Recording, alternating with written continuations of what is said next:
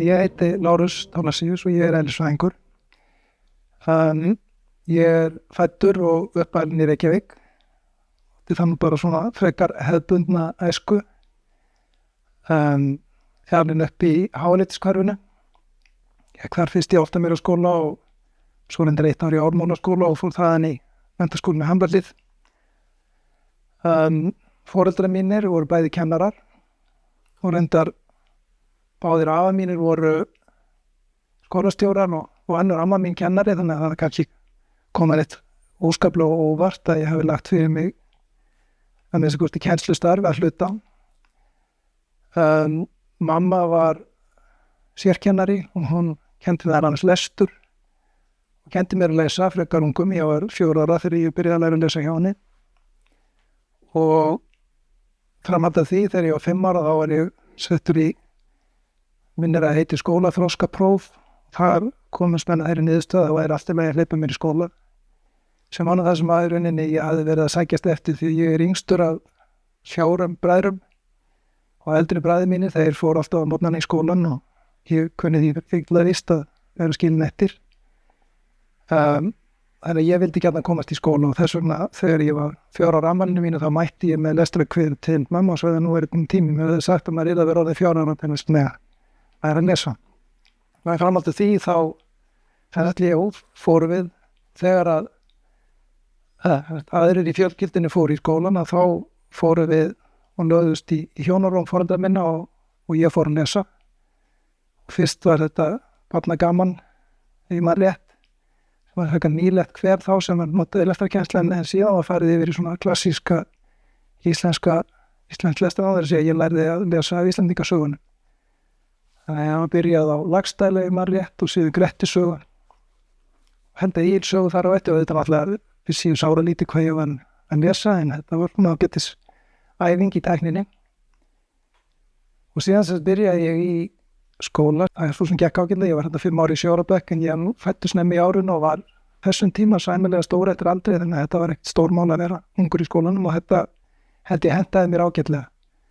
Og ég hef aldrei séð neitt eftir því að hafa verið yngri í skóla og eflaust hefði kannski svona félagslega staðan verið sterkari á köflum að þá var þetta bara held ég hið besta mál að hafa með þarna.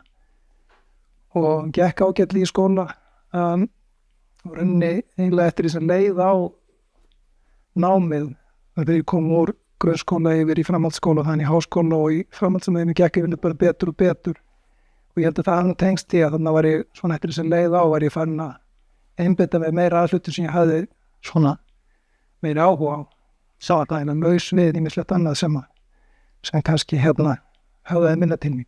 Já, náttúrulega voru vísindi til staðar á heimilinu. Það var oft talað vísindi og það var mikið til af bókum náttúrufræði heimstægi og pabbi var sjónvarpsþáttinn nýjastu tækni og vísindi á þessum árum og hann hefði örugglega mikil áhrif. Mér sko stemmi sagt að þegar ég var spurður hvað ég ætlaði að verða þegar ég var stór, þegar ég var svona 5-6 ára þá sagði ég vísindamaður og ég var síðan spurður hvernig vísindamaður þá sagði ég raunvísindamaður og hann alltaf á þessu tíma vissi hvorki hvað það var að vera vísindamaður og frá annars síður vísindamaður. En þetta var bara eitthvað sem ég hafði heyrt pappa segja margoft í sjónvarpinu og hljómaði vel. En það náttúrulega var þetta umhverfi og eins og ég segi, ég átti eldri bræður, helst bróðir minn, hann 11 árum eldri en ég, þannig hann var nú kominn talsvert langt í skólanum þegar ég man eftir mér. Og þeir höfðu allir áhuga svona frekar á náttúrufræði og tengdum greinum heldur en öðru. Þannig að þetta var svona, og segja fyrir manni haft. Og svo á sumrin þá var ég í sveit og umgengst þar dýr og svona íslenska náttúru sem held ég hafi haft heilmikil áhrif á mig þó ég muni nú. Ég svo sem var ekkert sérstaklega, ég hef aldrei lagt mig eftir því að kunna nöfn og grösum eða neitt slíkt en það breyti því ekki, þetta umhverfi sem hefur áhrif á mann og þannig að það var tiltölulega snemma alveg ljóst að ég vildi læra eitthvað svona náttúrufræði og framan af var ég nú eiginlega alveg með þú að reyna ég ætlaði að vera líffræðingur eins og pabbi.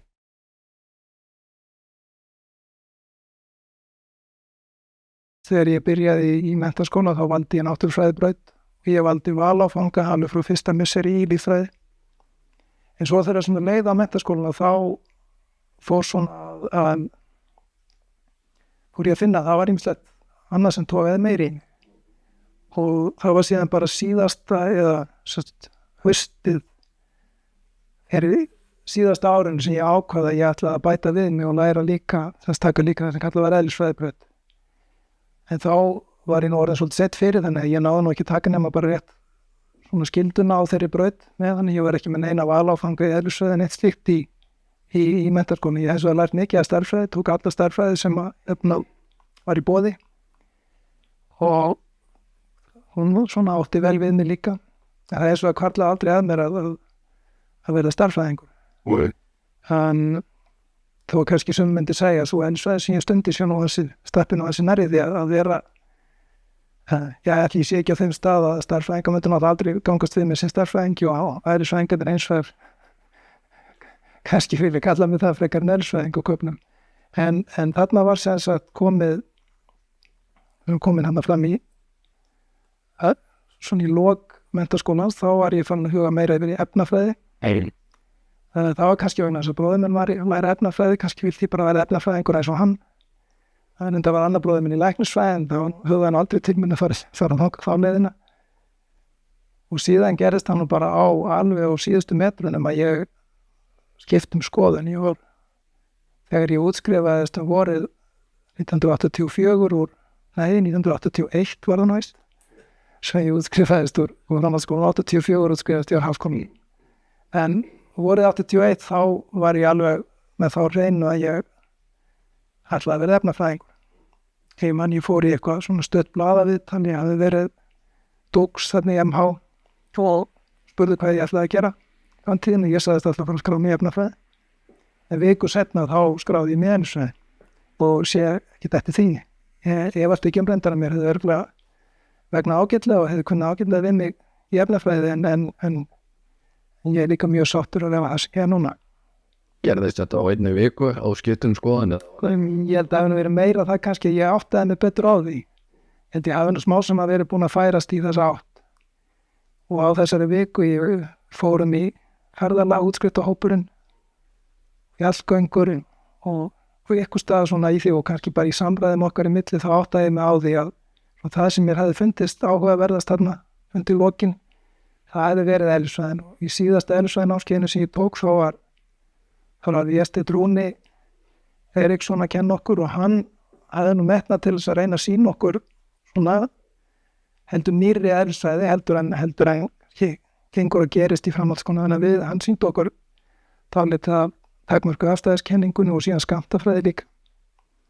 Ég man að hann skrifaði Schrödingerjöfnuna á töfluna í stofu í MH með tilþrifum og ég man hún var svo stór hjá honum að bylgjufallið það endaði út á hurðinni, hann komst ekki fyrir á töflunni og síðan það sem ég veit núna var að gera, hann aðgreindi breytistæðir í Schrödingerjöfnuna og letti út tíma og höfðu Schrödingerjöfnuna og leysti hana fyrir ögn í svona kallum óendanlega djúpum mættisbrunni. Þetta var kannski gaf ekki mikla einsýn í eðlisfræðinni, þetta var samt eitthvað svona sem var spennandi og þetta var aðeins framandi nálgun á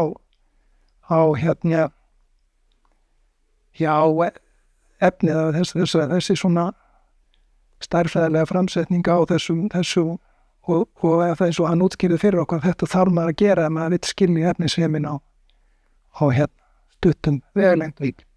Hann átti líka við litla sýnitilraun þessum ég man nú ekki nákvæmlega hvernig var að þetta var eitthvað skonar í rauninni bara ekkert ósvipað á sjónvarpslampi svo voru sendar rafeindir og þegar maður síðan hleypti í gegnum þröngt op víst ég við því að það sem kom fram á þetta var svona eins og stór pera og á perinni kom fram svona hringir hann bæði með gert víxlunarmynstur það sem að hann bent okkur á semst að höfnir agnir sem hann voru búin að vera að læra að hefðu massa og hefðu agnar eiginleika en þar voru engar síður að hegða sér eins og bylgjur þarna og þarna náttúrulega sem ég segi þá var þetta ekki mikill skilningur sem þetta var spennandi þetta var svona eitthvað sem höfðaði til hún.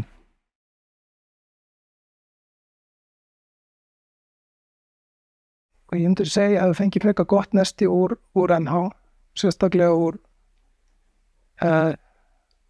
og í stærðfræðinni, sérstaklega við var vel undirbúin fyrir því þetta var þetta náttúrulega eins og fyrir alla að koma í háskóla þá töluðu viðbrigði. Það var gerað meiri kröfur til manns, hættur til meiri vinnu og svona, þetta var meira krefjandi heldur en maður hafði áður þekkt, en hins vegar leið þá var þetta skemmtilegra líka. Það maður svona fann alveg að maður var að ná tökum á hlut. En sannlega fyrsta misseri í stærðfræði var nú miklu leyti upprifin úr framhaldsskólanum og það hjálpaði náttúrulega, það gaf manni þá hafði maður svigrúm til þess að einbeita sig kannski meira að öðru og það munaði þessi miklu líka held ég að þetta að mér gekk vel frá fyrsta degi og það hafði að gera með þenni góð undirbúning og síðan var nú námið í háskólanum ekkert óskaplega, það var ekkert mikill sveigjanleiki í því, það var ef maður skráði sig í BS-nám í kennilega eðlisfræði þá var raunin ekkert val fyrir en áliðinu öðru ári. Þannig að maður var komin í eitthvað farveg og en hins vegar kunni ég ágætlega við mig í það farvegi og þetta gekk ágætlega. Og þessum tímapunkti var ég nú kannski ekkert farin að hugleiða mikið hvort ég vildi frekar læra kennilega eðlisfræði eða tilrauna eðlisfræði. Það hvort tvekja er mjög áhugavert. Ég var nú svo lánsamur að ég fékk sumarvinnu á Raunvísindastofnun hjá Þorbirni Sigurgeirssyni, prófessor. Bara strax eftir fyrsta árið. Það var kannski dæmigert fyrir Þorbjörn að þegar ég kom hann kenndi mér dæmatíma í eðlisfræði 2 og ég svona var búinn að mannaði mig upp í það í frímínútum að fara og spyrja hann var fætnislega hvort það væri nú ykkur möguleiki maður geti kannski fengið vinnu þetta í sumar. Og hann sneri sér að mér og brosti út að eyrum svo hans var von að vísa og ég fór út svona með það tilfengu og ég væri að gera honum alveg sérstakann greiða að koma og vinna hjá honum og svo mætti ég þarna sumarið og fekk aðstöði í Vaffir einum þess að ég var búinn að vera að gera verklega ræðingur en veturinn fekk þar eina stofu. Þar voru í gangi segulmælir og vorum að nota NMR-tækni til að mæla segulmögnun í vökva. Verkefni snerist að bæta segulmæla mælitækni. Þorbjörn hafði náttúrulega hannað segulmælina sem eru notaðir síðan verið sem notaðir þann dag í dag í segulmælingastöðinni í Leirvogi. En þú veist nú meira það ég. En hvað er það? Þarna stóð til að þetta voru mælar sem hann hefði hannað mæla sem hann gat ferðast landið hann flög með þá og kortlaði segulsvið Íslands en hann hafði áhuga á því að smækka mælin en frekar henni hans það sem hann henni gerði kleift þessar mælingar hans var að hann tók tækni sem að krafðist til svona stóra rafsegla til þess að segulmagna vökva og síðan var þeim hægt að var þeim í lokuðu kerfi þá var vökkunum dælt áfram inn í segulmælin eða með stóran segul og þá náttúrulega þá mælir en að vera það langt í burtu frá seglunum til þess að þú fáir merki sem að verður til þess að segulsvið jarðar sé merkjanlegt og sért ekki bara mæla eitt segulsvið frá seglunum svo notaði Þorbirni tókst þess að minnka þörfina fyrir að valda að nota miklu minni segul á frekar einfaldan hátt hann setti stálull inn í kyn segulsins þar sem að vökun fór í gegn og það var allir yðurstreymi í vökunum og ég held að sínum kannski ekki alveg vita í smáatriðum hvernig þetta virkaði þetta minnkaði endi fleiri en 1 huga þegar tíman sem þurfti þennan einkennandi segulmögnuna tíma og fyrir viki var hægt að vera með mæliflöskurnar kannski 2 metra frá seglinum í staðið fyrir að þurfa að vera 5 eða 10 metra. Það gerði þetta svona praktískara en hann vildi ganga lengra og hann vildi komast þangað að geta verið með þetta bara vera hægt að hengja þetta baki á sér og framkvæma mælinga. Þannig að mitt verkefni var að reyna að stytta þennan segulmögnuna tíma eða meira og ég svo sem hann var með svona ýmsar hugmyndir og við en hann umfram það gaf mér algjörlega frjálsar hendur. Ég hafði bara þessu stofu til hérna, ég hafði henni bara umráði yfir henni þetta sumar og var að gera ýmislegt. Ég var að mala niður sísegla og baka og saman í svona sindrað og saman í svampa og reyna að fá þannig ennþá meiri í streymið, og þetta gekk svona upp ofan, og eftir fyrsta sumarið þá var ég nú svona hálflúpulegur. Ég hafði nú eiginlega litlu áorka fannst mér, en aftur brosti Þorbjörn og sagði já, en veistu, það nú svona með þessu sumarstöð, þetta nú eiginlega meira að hugsa fyrir ykkur. Og þetta var náttúrulega frábær reynsla sem ég fekk þarna og kynntist, ég algjörði fyrsta skipti sem ég kynntist einhvers konar rannsóknum. Þarna vorum við að velta fyrir okkur hlutum og reyna að finna út leiði til að komast að þessu til að bæta aðferðir, en þetta var svona næstu því hagnýta rannsóknir. Ég kannski lítið verið í þeim síðan, en þetta var mjög góð reynsla. Og síðan var ég hérna hjá honum annað sumar og þá gekk nú betur. Þá var ég líka búin að læra aðeins betur hvernig hérna undirstöðun undir fræðunum sem ég var búin að læra hrafni í skammtafræði og rafsögufræði og vissi aðeins meira hvað ég var að gera. Og síðan var ég líka aðeins búin að læra af reynslunni frá fyrra ári, og þannig það endaði með því að ég var komið með niðurstöður, en hefði nú sannilega verið alveg hægt að nota til að næsta skref hefði sannilega verið að búa til eitthvað svona prototípu af nýjum sögumæli. Hún er búin að bæta eða búin að stýta einu sögumæli með tímum alveg 20-30 viðbót. En á sama tíma eða nánast þá var nú svona framþróun í gerð mæla sem voru svona hefðbundnari. Þessum voru notaði svo kallega púlsmælar, þá notaðu púls að setja strömpúls í gegnum spólu og segumagnar hann í vöku og síðan slekkur á og býður. Og þetta ekki að býða, og þá í staði fyrir að þurfa að býða í lengri tíma voru þetta koni mælar sem skast framkvæmt mælingar á kannski 1 sekúndu fresti. Og þar með þá þú þarft ekkert meira til að mæla segulsviði í jarðar í svona flestu samhengi. Þannig hugmyndi var einmitt að vera með eitthvað eins og ég sagði, að hengja bakið á noti festbinn, og þá þarf ekkert mælingar ofta en það. Þannig það var nú ekki úr að yrði neitt meiri vörðþróun þarna eldur úr þessu, en þetta var eins og það frábært verkefni, og ég gat reynda notast meira síðan þegar ég kom í framhaldsnám. Þá var ég nú reyndar alveg búin að ákveða að skipta yfir í fræðilega eðlisfræði, og þá var ég svona búin að koma mér upp smá viðhorfi að það var þar sem ég var í framhaldsnámi í Princeton í Bandaríkjunum. Það var að krafa að allir dóttursnemar þurftu framkvæma tiltölulega viðamikla tilraun. Það voru 100 vinnustundir að lágmarki átt að fara í þá vinnu, og í mörgum tilfellum skilaði þetta áhugaverði niðurstöðum og ég byrstum greinum hjá mönnum, en ég fór nú bara þá að lágmarka fann verkefni þess að ég gat nýtt mér í rauninni allt þetta sem ég hefði verið að gera heima á Íslandi. Fannst eiginlega ég væri alveg búin að skila nógu miklu vinna í tilraunastofu til þess að fyrir kerðin ekki að eyða meiri tíma en ég þurfti þarna. Ég man að eitt af því fáa sem ég skrifaði samviskusamlega í stílabókina mína sem ég var að þá voru hvað ég var búin að vera marga klukkutíma.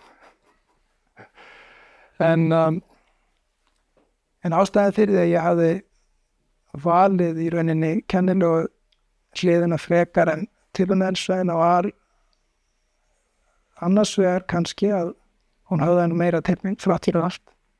En svo var það líka ykkur leiti svona praktísk hugsun að ég sá út að sú eðlisfræði sem ég hafði þá mestan áhuga á, en það leiti sem ég var að klára háskólan heima, það var öryndafræði, eðlisfræði eins og smáa, og tilraunir í öryndafræði eru framkvæmdar við risastóra hagnarhraðla, og jafnvel fjölmennustu þjóðríki í dag treysta sér ekki til að reka svoleiðis prógram ein og sér, heldur er þetta yfirleitt alltaf alþjóðlegt samstarf. Og það var orðið þannig þá miðjan 9. áratuginn að það var alveg augljóst ef ég ætlaði að stunda tilraunir í öryndafræði þá myndi ég ekki gera það á Íslandi. Og ég hafði það nú samt alltaf svona bak við eyrað, þó að framtíðin var náttúrulega algjörlega óráðin, þarna ég myndi vilja koma aftur heim. Þetta hafði náttúrulega mikil áhrif kennararnir sem ég hafði, og þeir voru mjög góðir að sjálfsögðu, en margir mjög góðir. og ég var mjög lánsamur hitt á, það voru þarna nýkomnir til starfa við háskólan eins og Þórður Jónsson. Þetta var fyrst eða annað árið sem hann kenndi. Ég hafi verið í fyrsta árgona sem lærði hjá honum skammtafræði 1. Það var nefnilega kynslóðir af eðlisfræðinemum gert það í mildtíðinni. Jakob Ingvarsson var líka með mikil áhrif. Hann kendi mér þarna á bara síðasta missirinu reyndar en nú fyrr í náminu þá segja það voru Sveinbjörn Björnsson, hann kendi mér eðlisfræði 1 og Leo Kristjánsson kendi mér þetta bæði aflfræði og rafsögufræði. Þorsteinn Vilhjálmsson kendi mér einkenni í skammtafræði og það var líka held ég námskeið sem hann var að þróa. Þetta var í fyrst skipti sem hann kendi það og það var mjög vel hefnað og ég held að allt þetta hafi orðið til að vekja áhuga minn. Og síðan var Einar Guðmundsson, hann kendi mér stjörnufræði. Þetta stjarnfræði hét hann á íst en ég sama tíma þá vélaði hann mig til að koma með sér í MR og kenna stjörnufræði þar hét hann á stjörnufræði og það var líka mjög góð reynsla. Og svona þegar ég var að klára BS-námi þá var ég svona svolítið óráðinn hvort ég vildi læra öreindafræði eða meira í stjarnvísindum. Og svona í framhaldinu hefur nú niðurstaðan kannski öreindafræðin haft vinningin en það var eitt af því sem ég hafði í huga þegar ég var að velja hvert ég vildi fara í framhaldsnám. Það var að halda þessu opnu að það væru að fara á staða sem að væru í boði í rauninni mjög hvort sem væri stjarnvísindi eða öreindafræðin og reynda þyngdarfræði og nú kannski líka aðeins fann að höfða til mig þarna var ég hafði reyndar ekki lært mikið en annars ekki neitt almenna afstæðiskenninguna þessum tímapunkti en aðeins viss svona heyrt af henni og aðeins fengi nasasjón af henni í námskeiði sem hét og með rétt afstæði greining og afstæðiskenning sem Magnús Magnússon kendi og það var líka mjög gott námskeið í rauninni og voru nú eðlisfræði kennararnir bara eftir hópa mjög góðir. Ég svo að ég hafði þetta hjálpkunning það hafði sitt að segja.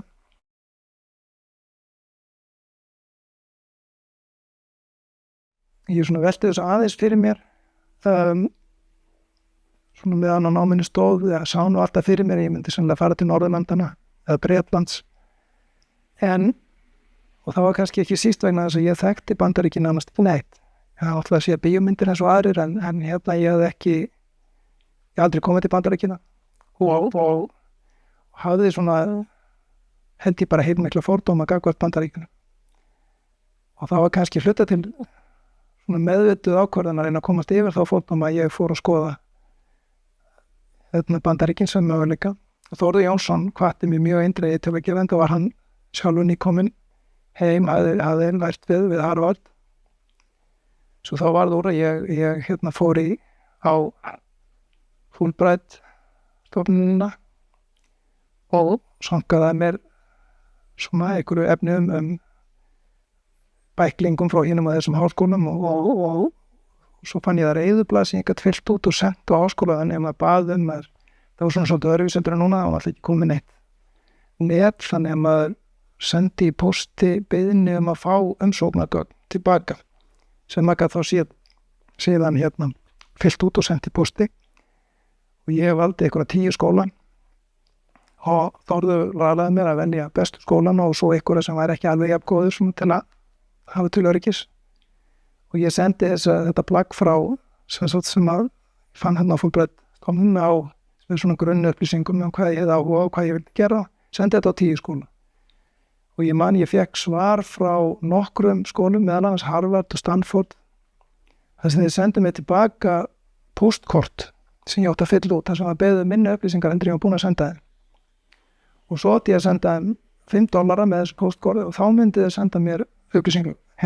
umsóknargögnin svo ég hins vegar fékk send gögn frá nokkrum öðrum skólum ég fékk gögn frá 3 skólum sem ég ákvaði að senda þá umsóknir á það var Princeton og MIT og Caltech Kaldek var sjálfgefið, það kostaði ekkert að sækja þar. Hérna þurfti ég að borga held ég að það eru $50 sem var nú svolítið peningur fyrir mann þá. Svo ég í rauninni vildi ekkert vera að sækja mig á mörgum stöðum. Svo ég endaði að sækja þessa 3 sem voru reyndar allir í þessum hæsta flokki, þannig að ég var ekki með neina öryggisumsókn alla. En það sá ég fyrir mér að ég myndi fá svör frá Bandaríkjunum áður en ég þyrfti einu svona sækjum á Norðurlöndunum til dæmis. Þannig að ég hafði það svona í huga. En svo fékk ég svör frá þessum 3 skólum og komst reyndar inn í það alla, þannig að þá þurfti ég að ákveða mig. Og MIT reyndar sendi mér svar að þeim teldu mig vera sérstaklega efnilegan kennara. Það fór ekki vel í mig. Ég engan ákveða því. Svo þá fer ég ekki þangað. Princeton og Caltech eins og þeir bauðu mér bara að koma í nám og í báðum tilfellum átti ég að bauðst mér fella niður skólagjöld og einhvers konar kennslu, það sem maður átti að sinna aðstoðarkennslu og fá þannig styrk fyrir uppeldi. Og þetta var rauninni, og ég vissi náttúrulega ekkert hvað annað en bara þetta væri mjög góður skóla, báðir tveir. Svo aftur fór ég og talaði við Þórð og hann ráðlaði mér eindregið að fara til Princeton. Hann sagði að þú átt kost á að fara til Princeton, þá ferðu þangað fyrir. Það er öflugasta frændafræðideild heims í rauninni. Og ég held að hann verið rétt hjá alveg þessi tíma. Svo ég ákvað það og var nýbúin að senda svari. Þá fékk ég póst frá nýtt bréf frá Caltech þar sem þeir buðu mér styrk án þessu nefndar kennsluskyldu. Og aftur fór ég og talaði við Þórð, spurði hvað ég ætti að gera núna. Þetta var betri kortur. Það var reynda verið mjög svipuð tilboð sem ég hefði fengið frá öllum 3 áður. Og ég var svona velta fyrir hvort ég ætti þá að reyna að breyta þessu eitthvað. En Þórður sagði mér að þetta breytti engu, ég myndi ekki þurfa að láta vinna neitt mikið með þessu.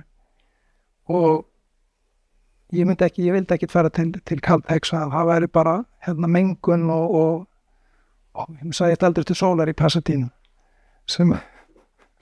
Þannig að ég varður endanum og ég bara fór til Princeton og var þetta alveg rétt í ánum. Meira að segja fyrsta árið þá endaði ég á því að fá vinnan sem ég átt að vinna, hún var sem aðstoðarmaður við rannsóknir, þannig að ég þurfti ekki einu svona að kenna fyrsta ári. Ég endaði á því að vera í aðstoðarkennslu í 2 ár og það var þetta mjög góð reynsla. En ég held að þetta hafi bara verið hið besta mála frá til Princeton. En það voru líka mikil viðbrigði og það voru fólk búið að benda mér á við Háskóla Íslands. Ég mætti alveg búast við því að og það Jakob Ingvarsson, hann bendi mér á það að þó mér hefði gengið mjög vel við Háskóla Íslands og verið svona með bestu nemendum þar, og þetta ekki gleyma því að allir nemendunir sem kemur í framhaldsnámi í Princeton, þeir hefðu verið bestir þar sem þeir voru. Og sumir þeirra hefðu verið bestir við skóla sem væru stærri og þekktari heldur en Háskóla Íslands, og þetta var náttúrulega gekk allt saman eftir. Og maður svona velti því fyrir sér stundum, fyrst eftir ég kom þangað, þá ég svona áttaði mig fljóta því að þó ég hefði ágætis grunn í eldssvæðinni, þá vantaði mig kannski svona meiri reynslu af öflugur rannsóknarumhverfi. Þessar rannsóknir sem ég hefði fengið að koma að hjá Þorbirni, þær voru kannski fyrst og fremst góðar fyrir mig. Þetta var ekki verkefni sem kannski var svona neitt sambærilegt í það sem sumir samnemynda minna, þeir höfðu verið að taka þátt í tilraunum sem voru konið búin að birta vísindagreinar með leiðbeinendum sínum og svona konið lengra í þessu, en að hinn þá náttúrulega bara setti maður þá bara undir sig hausinn og fór að reyndi bara að læra sem mest, og þetta var alveg frábær tími.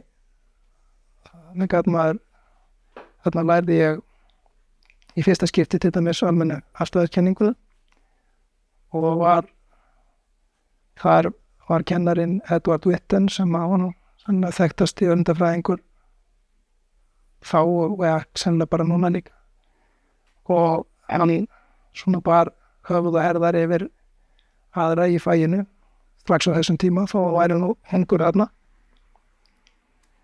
hann hafði sannað það fundi mjög einfalda sönnun á svo kallari positive energy theorem, kallaði hjámennarstöðskenninguna, setninguna jákvæðan orkuþéttleika nokkrum árum áður, og það hefði svona svo var hann búinn að gera margt fleira þarna. Þetta námskeið var hann svona, þetta var mjög gott námskeið. Ég var ekki alveg sáttur sérstaklega eftir á kannski með svona áverslan var kannski ekki á rúmfræðilega framsetningu og ástæðiskenningunni en þetta var kannski var það nú allt í lagi þarna læra hana með þessum forsendum. Hann notaði þarna kennslubók eftir Steven Weinberg sem svona markvisst eiginlega horfir fram hjá rúmfræði tímarúmsins. Og síðan tók ég nú fleiri námskeið hjá Witt, en hann kenndi námskeið í strengjafræði 2 árum seinna þarna þegar ég var, og þá var ég líka tilbúin til að fara að læra strengjafræði. Þá var hann búinn að skrifa kennslubók eða svona monograf strengjafræði í félagi við 2 aðra og var svona pröfukæra. En hann kendi námskeið hérna í heilan vetur. Og það má segja að maður hefði fengið að koma stað uppsprettunni þarna bara frá fyrsta degi í strengjafræðinni. En það var kannski annað sem að setti svolítið marka á þessi fyrsta misseri þarna í Preston var að maður skynja að það var eitthvað mikið að gerast. Því að til dæmis þetta verkefni sem ég fékk, þess að ég átti að vinna sem aðstofamaður við rannsóknir í kennilegri öfundafræði, og ég byrjaði á því að leysa einfalt svona skammtafræðiverkefni sem að tengdist hérna á svona ákveðnum það hefðu sést athuganir svo voru nýlegar athuganir í öryndatilraunum sem voru held ég í man nú ekki nákvæmlega hvað það var, í Brookhaven kannski, það sem hefðu sést að þeir virtist ykkur ástand sem þeir myndu túlka sem bundin ástand af svona skvörkum sem eru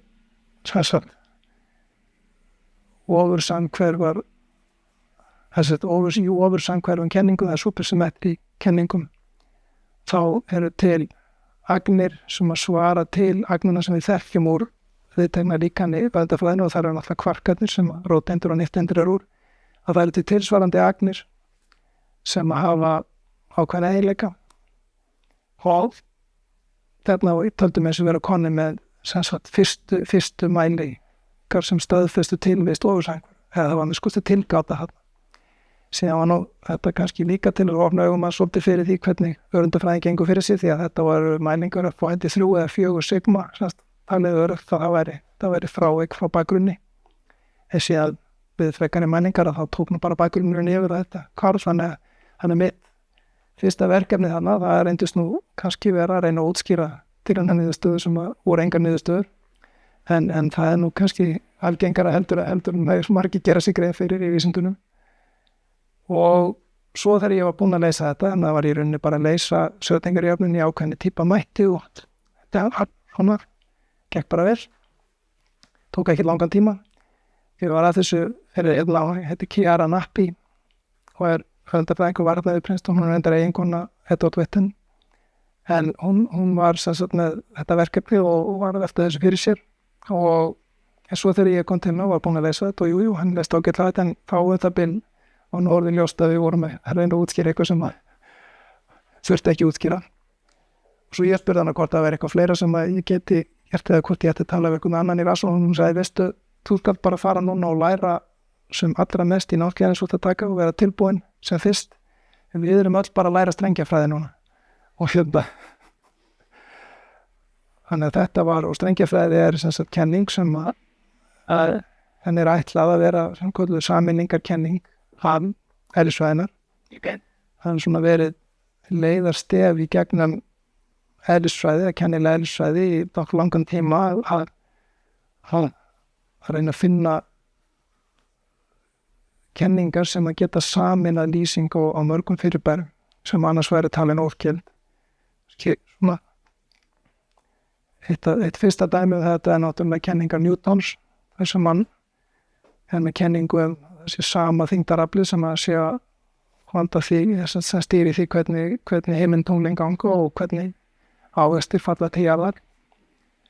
Og svo fleiri dæmi þetta eins og rafsögufræðin verið síðan komið inn í nafni þar voru raf fyrirbæri og segul fyrirbæri, þau voru spyrt saman í eina kenningu og þetta hefur gerst síðan í trekku og kannski svona í síðari tímum og þá þetta viðtekna líkan öreindafræðina sem hefur reynst afskaplega gefur afskaplega góða raunar en að lýsa þeim mælingu sem við fengið í öreindafræðinu það sem sagt sameinar rafsegulfræðina til við svokallaða veika kjarnavíxtverkun sem að í stundu kvöldur rafveika kenningin sem kannski ekki svolítið orðskrípi en lýsandi og hugmyndin að það nú sé að halda áfram með þessar sameiningar og það hefði komið fram á 8. áratugnum komið fram hugmyndir að sameina sterku kjarnavíxtverkunum sem heldur kvörkunum saman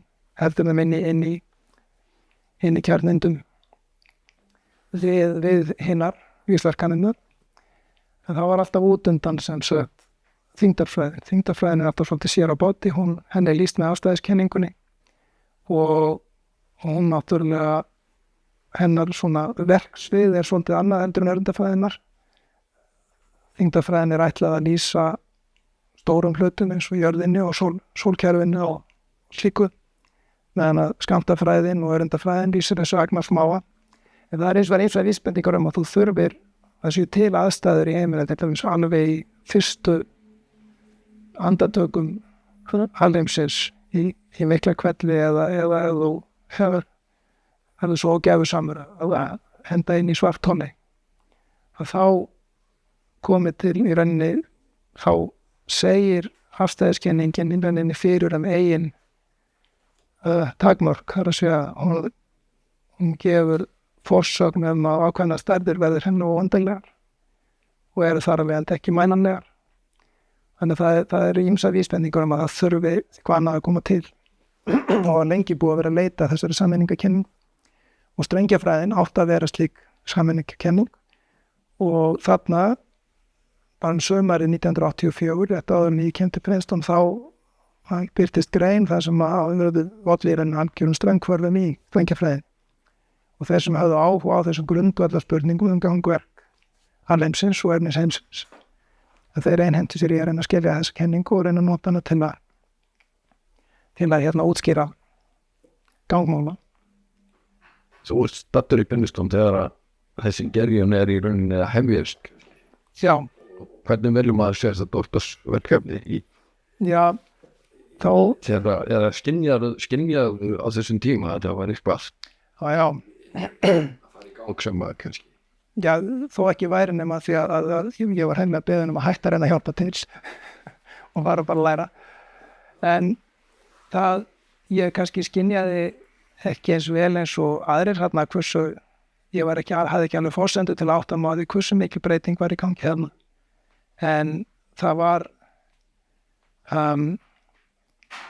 maður hefði samt á tilfinninguna að það væri mikið í gangi og maður talaði náttúrulega við eldri nemendur þeir sem voru þarna svona 2-3 árum á undan mér í náminu og voru kannski komnir vel á stað í sinni doktorsrannsóknum að þeir skiptu allir yfir í þessa kenningu og maður sá þá að fá góð störf, fengur ný doktorstörf við stærstu háskólana, frægustu háskólana þannig að þetta var greinilega, þetta var vertíð það voru uppgrip í öreindafræðinu þarna og ég var aðeins og seinna það að segja ég náttúrulega ekki í rauninni ég átti eftir að læra afstæðiskenningunni ég átti eftir að læra skammtasviðsfræði sem svona það sem maður þarf, þessu grunnkenningar sem maður þarf til að geta einu sinni byrjað að hugsa strengjafræði og þetta tók tíma sinn þegar ég var komin á 3. ári í doktorsnáminu þá var ég tilbúin að fara að læra strengjafræðin í rauninni bara svona í þessu námskeiði hjá Witten sem var reyndar hjálpaði náttúrulega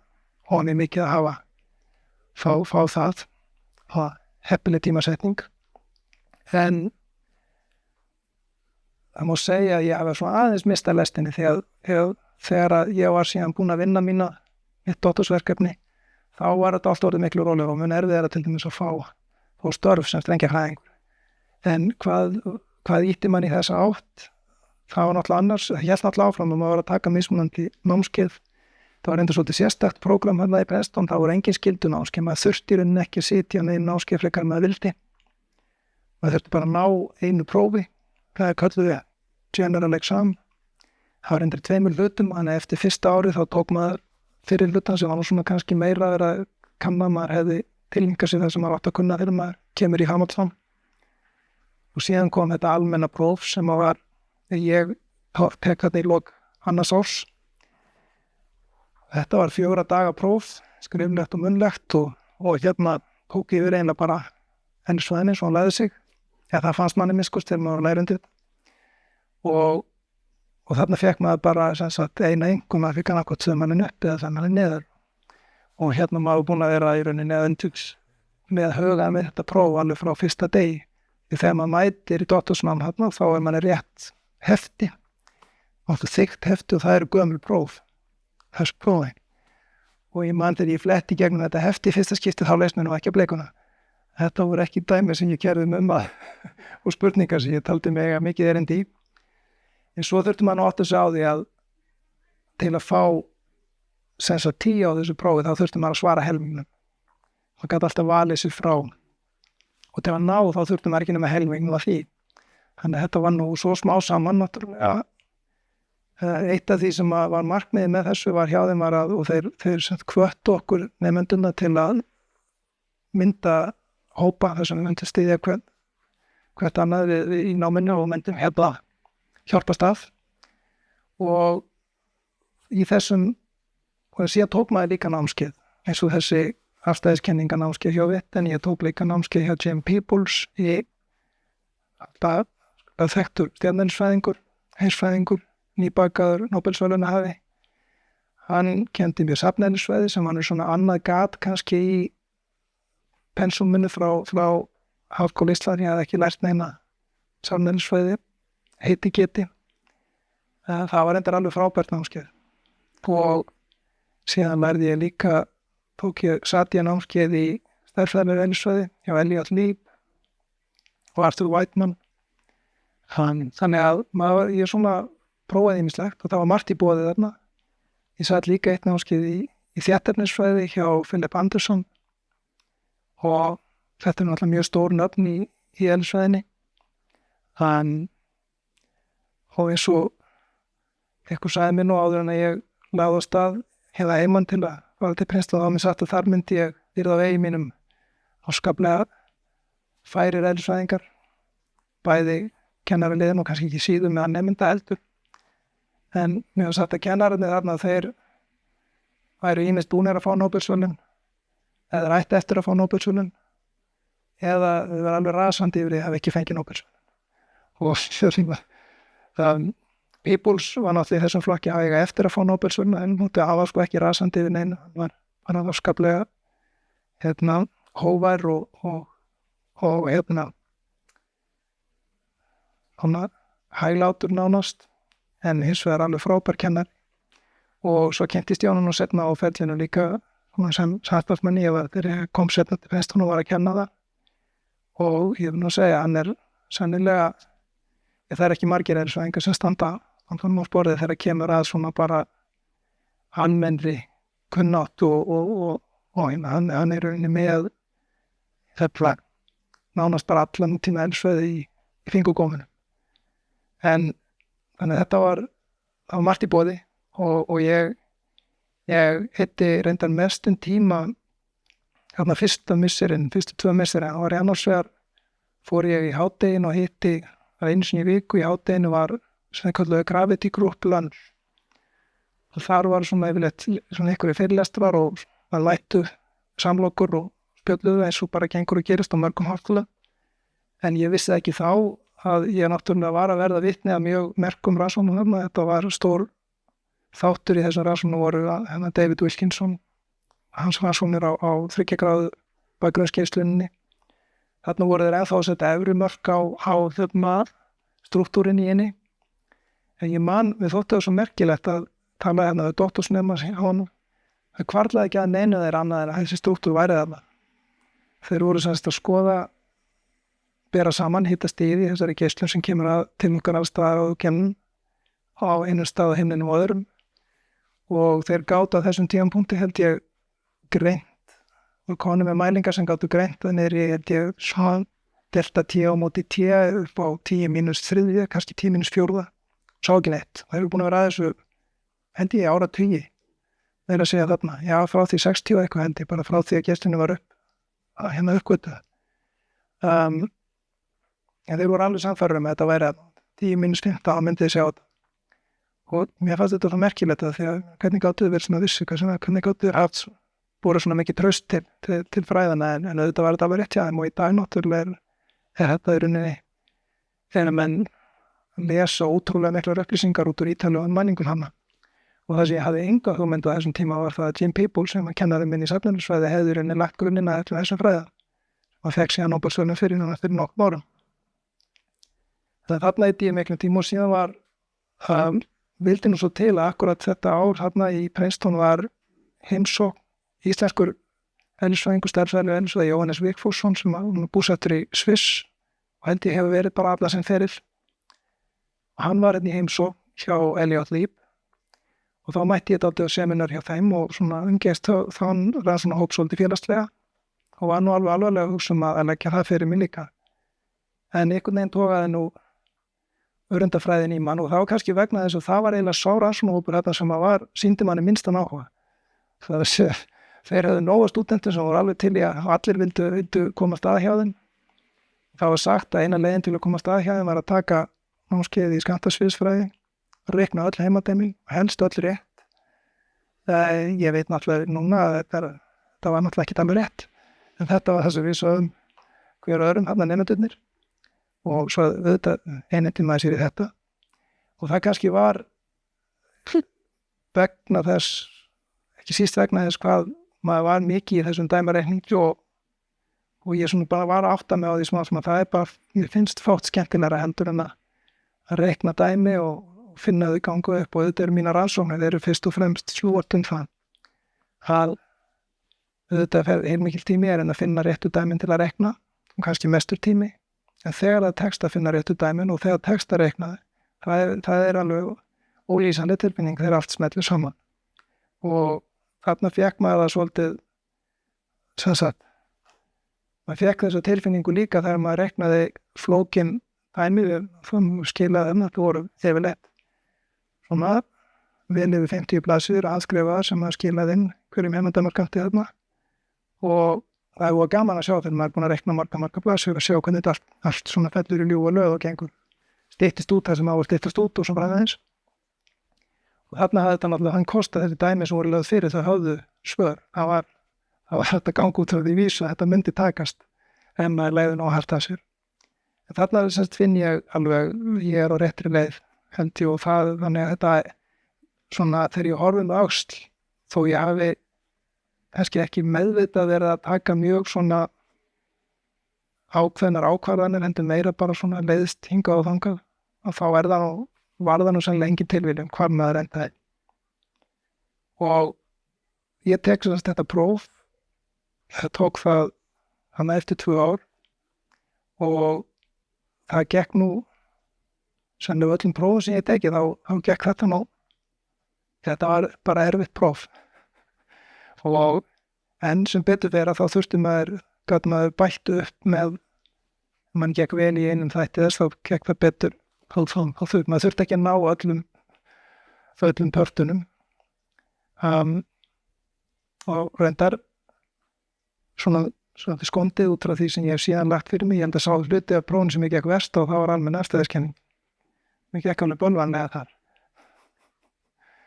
og ég þá kannski bara ennþá reyna að sína að ég geti ráðið við almenn afstæðiskenningu það geti verið kannski verið svona leiðarstef dóttorsverkefni var í strengjafræði já, og síðan er það heilmikil umræði í gangi í vísindasamfélaginu og eflaust í vísindaheimspekinni líka hvort að strengjafræði sé örendafræði það nú látum það liggja milli hluta hún allir beint að sprengja af örendafræðinni en náttúrulega munurinn á strengjafræði og örendafræði sá að örendirnar í strengjafræði þær eru ekki örendir heldur eru þær litlir strengir og þetta og þeir eru enda svo litlir að því öllum mælingar sem við geta framkvæmt og sjáum fram má að geta framkvæmt í nánustu framtíð þá enginn með enga mun að sjá. En hins vegar gjörbreytir þetta forsendum kenningarina sjálfar. Það er svo stóra vandamáli við að beita aðferðum skammtafræðinar á almennu eftirlitskenninguna að það leiða til illa skilgreindra niðurstaðana. Þekkt úr skammtasviðsfræðinni að ákveðnir útreiningar snemma í sögu skammtasviðsfræðina þá klóraði fólk sér í höfðinni við því að ákveðnir útreiningar þeir gáfu óndalega niðurstöður. En hins vegar kom svo í ljós eða fólk áttaði sig á því að þetta var kannski vegna þess að það var ekki verið að setja spurningarna fram rétt. Þannig að ef þú spyrð hver hleðsla rafeindarinnar þá kemur ljós að það fer bara eftir því hversu nálægt rafeindinu ert. Þannig að hversu nálægt rafeindin fara hver annari í árekstri. Það hversu sterkar rafsegulvísstærkum það sjá á milli sín það fer eftir því hversu nálægt þær fara og það er enda samkvæmt óvissulega skammtafræðina þegar ég segi líka það því þá að þær hafa þá meiri skriftþang og meiri orku eftir því sem það fara nær. Og það var svona eitt af afrekum 20. aldar eðlisfræði svokölluð endurstöðlun að átta sig á það sem þar lögðu margir lögðu skálar en átta sig á því að til þess að fá svör við spurningum í öryndafræði þá þarf það að vera vel að það er byggt inn í spurninguna við hversu miklu orku. Það er að svörin þau eru breytilega eftir því hver orkan sem er í ferlinu. Og þegar þetta er rétt sett fram allt saman og þá koma þessar óendanlegu stærðir ekki við sögu. Fyrst var þetta leyst með því að finna út svona formlegar aðferðir til þess að stytta út þessar óendanlegu stærðir og það annars svona svolítið eins og það væri bara einhver reiknitrekk. Það væri bara búið að finna teppishott til að sópa þessum stærðum undir. Þetta er svona kannski tilfinningi sem margir höfðu þegar Feynman og Schwenger og Tomonaga voru að þessu 5. áratugna. Wilson og fleiri í kringum fyrir árinu fyrir 1970 þeir bentu á að þetta var unnið rétt framsett þá þetta ekki vandamál. Og helstu kenningar öryndafræðinga þar eru þetta kallaðir endurstaðlanlegar eða umstaðlanlegar sem þýðir að það er hægt að beita þessar aðferðir fræður og þú færð vel skilgreinda niðurstöður. Hins vegar þá almenn afstæðiskenningin að mörgum leyti nú svona hliðstæðkenning, hún sviðiskenning eins og kenningar öryndafræðina en hún ekki endurstaðlanleg. Og það alveg ljóst að þessar óendanlegu stærðir, hvert skiptist þú sópar einni undir teppið að þá stingur önnur upp kollinum og út í það óendanlega. Og þetta hefur verið svona inn á aðal ástæðinu fyrir því að svona tæknilega ástæði fyrir það að hefur gengið illa að finna út hvernig skammtafræðin og svo þyngdarfræði afstæðiskenningar geta unnið saman. Og eins og ég nefndi áðan að þá getum við ímyndað okkur aðstæður þar sem að maður þyrfti í rauninni og báðum að halda inni. En strengjafræðin og hún kemst fram hjá sumum af þessum. Það er mjög úr rauninni það sem kannski höfðaði strax til öryndafræðinga eða kennilegur öryndafræðinga varðandi strengjafræðina var það að hún var í rauninni mjög náttúruleg útvíkkun á bæði öryndakenningunum og líka afstæðiskenningunni. Þannig að þú komið með strúktúr þar sem þú gast í rauninni skilið mjög eðlilegan hátt hvernig að þú ferð að skoða stórkerfi færðu afstæðiskenninguna og að þú ert að skoða smásækerfi þar sem að þyngdarafsins gæti lítið að þá ferðu öryndafræðikenningana. Og þessar kenningar, þannig að þetta var eitthvað sem að strengjafræðin hafði fram yfir og hefur ennþann dag í dag fram yfir allar aðrar hugmyndir varðandi þyngdarskammtafræði sem kölluð En allar 1984 var það nýja sem kom fram að það var að það þrátt fyrir þetta hafði verið svona tæknilegir örðuleikar við framsetningu þessara kenningar sem bentu til þess að þetta allt saman svo kallar kvarðakenningar með að vinna með og kvarðasangferður og það benti flest til þess að jafnvel í strengjafræði og jafnvel og alveg örugglega í sensvægt svona þú reyndi bara að beita aðferðan skammtasviðsfræðina á almennu afstæðiskenninguna þá voru þessar kvarðasængvarur, þá ekki hægt að varðveita þær. Eftir að þegar skammtafræðin kom til svo gott afbrigði voru og kvarða afbrigði sér í lagi. En Green og Schwartz, þeir uppgötvuðu þarna í þessari grein, þeir sýndu fram á það í þessari grein að það var alveg, það er ekki bara það að þú væri með strengjafræði, þetta er algjörlega tiltekið strengjafræði, það virtist ekki vera nema ein eða hugsanlega 2 eða 3 kenningar af strengjafræðina sem að getu virkað. Og þarna var komin svona nýr vinkill að geta nota fræðileg rök til þess að afmarka hvaða kenningar getur hugsanlega verið gagnlegar eða ég vil nota yfir. Meðan að til dæmis skammtasviðsfræði, hann er hægt að setja fram í hvaða tímarúmi sem er. Þú getur valið hvort tímarúmi hefur 4 víddir eins og okkar eða hvort þú ferði 3 eða 2 eða hvort þú ferði 5 eða 6. Það er ekkert, það er í bara smekksatriði og þú getur valið hvort það er sveikt tímarúm og hvernig sem er. En strengjafræðin er mjög merkilega því leytinu til og hún hefur skoðun á því í hvaða tímarúm hún er að hefna fram en það er hún svona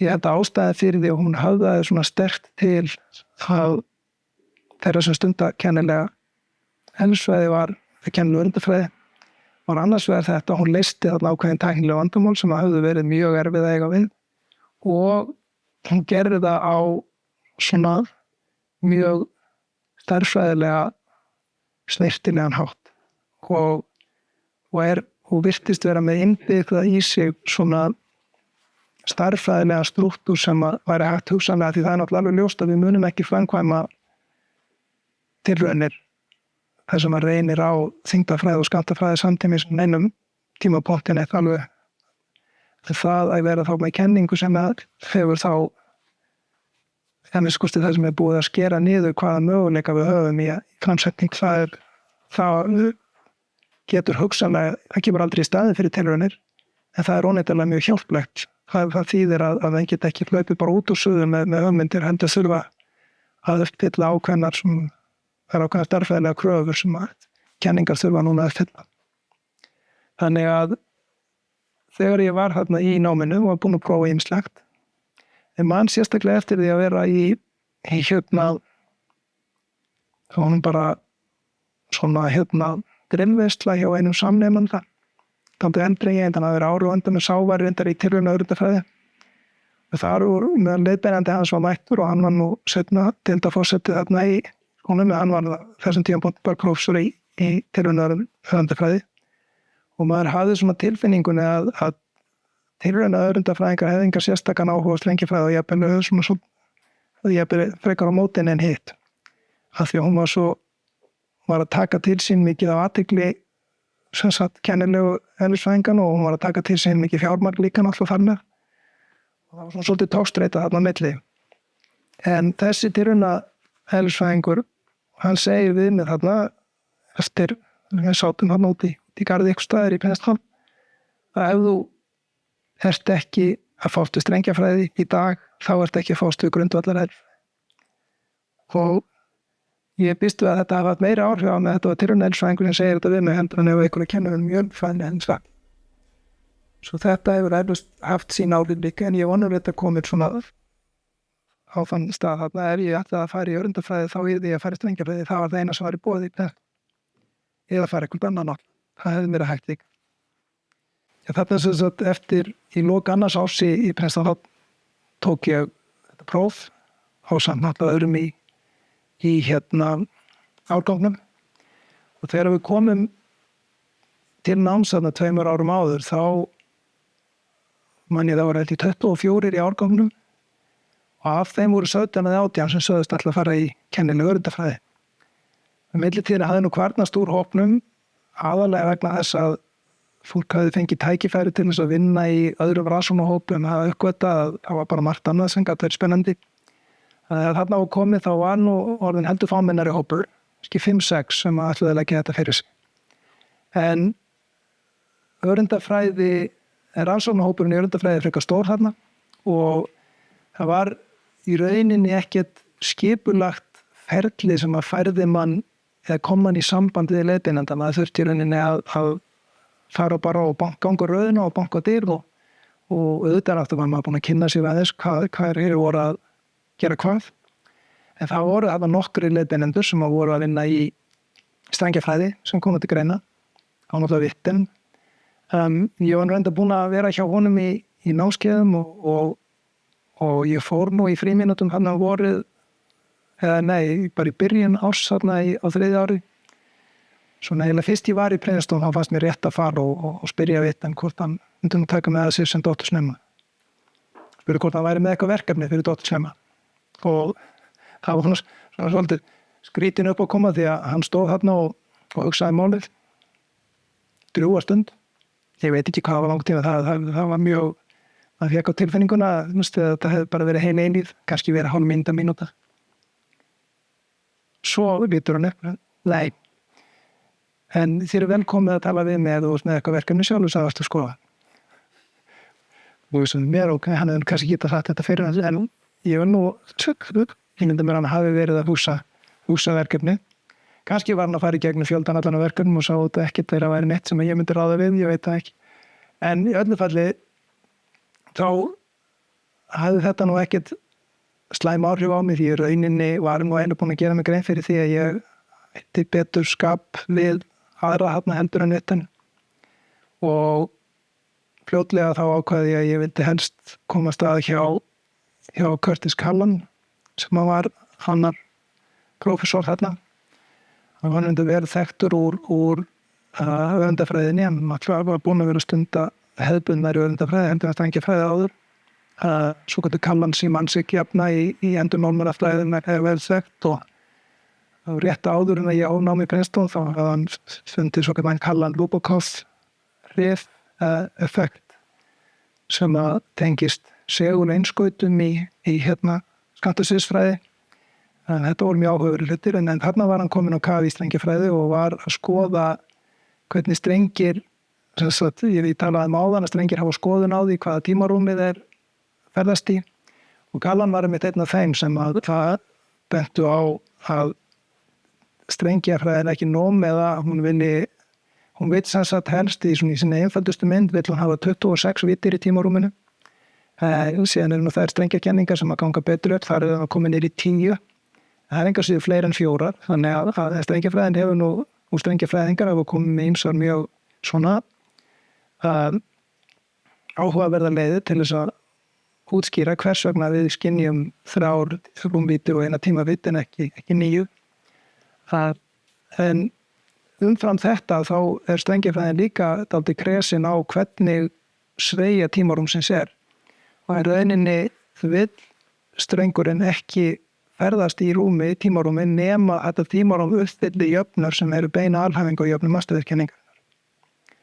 Og það má segja hreyfingar jöfnur strengjafræðina séu að þyngdarsviðið uppfylli almennastaðurkenninguna og reyndar ef það eru kvarðasvið eins og rafsvið, þá þetta rafsvið þarf að uppfylli Maxwell jöfnunar eða alhæfingu strengjafræðinginar HM. Og ég sá að þetta myndi þá samin að sá hluta strengjafræðinni sem hafði mest til mér hafði með þetta að gera með þyngdaraflið og tímarúm.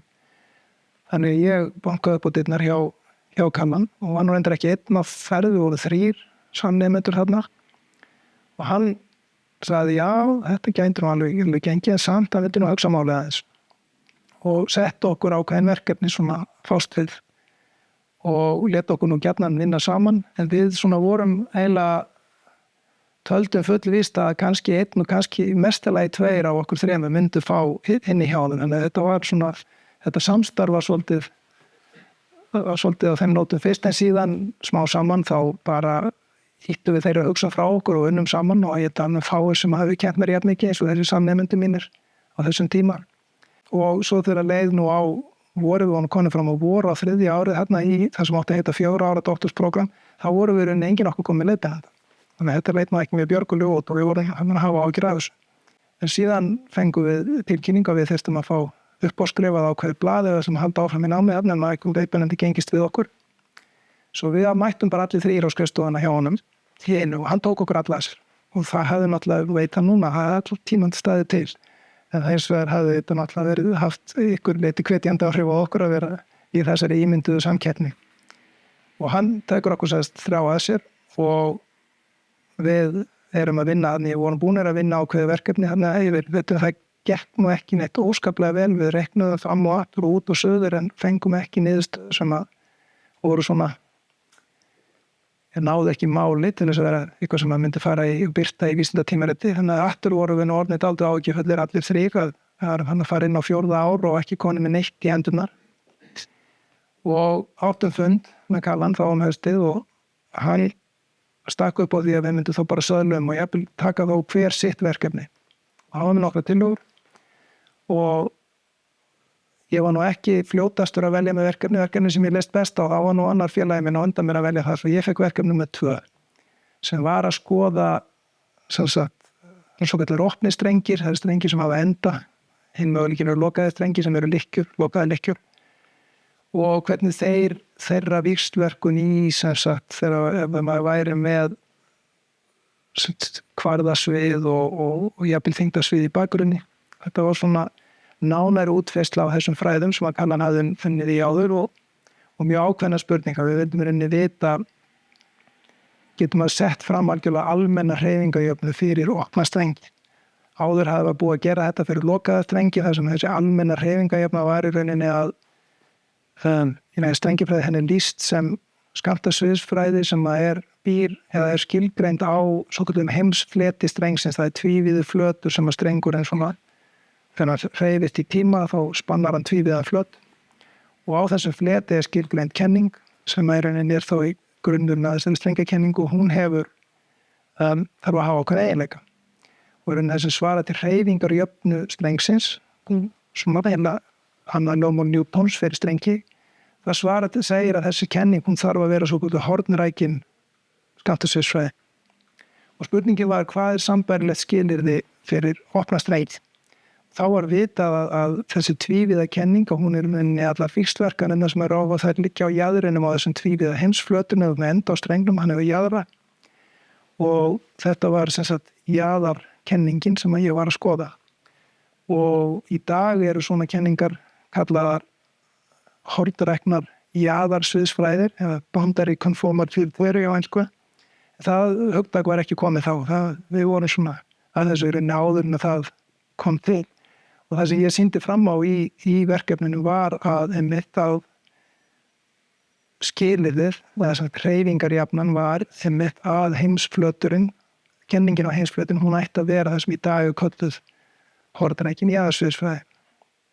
Og þetta gekk maður ekki alveg á einum degi, sko, ég byrjaði á þessu verkefni haustið á mínu 4. ári og í rauninni mest allan þann vetur þá var ég að bjástra við þetta verkefni svona, og auðvitað var maður að læra einmitt þetta annað og fylgjast með og þetta var aðalviðfangsefnið og það var komið fram með jól og ekkert gekk þá hitti ég mann og ekki hvort að maður leiðbeinandinn Kallan sem benti mér á grein eða hvort ég rakst á hana. Það var ítalskir öðnisfræðingar sem höfðu þróað svona aðferðafræði sem ég taldi og við taldum að gæti nú nýst þarna svo ég fór að skoða þá ég fór heim til Íslands jólafrí og svo kom ég tilbaka til Princeton þá maður tímamunurinn þannig að maður vakna snemma á morgnana og það var hérna bara milli 6 og 7 einhvern morgun hann að þessum þetta smalt saman og ég fekk niðurstöðuna var harla glaður með það náttúrulega flýtti mér skólan þurftum endur að bíða þangað til að leiðbeinandi að vaknaður og kæmi en hún leist vel á þetta og við vorum alveg sammála að þetta hlyti að vera rétt niðurstaða.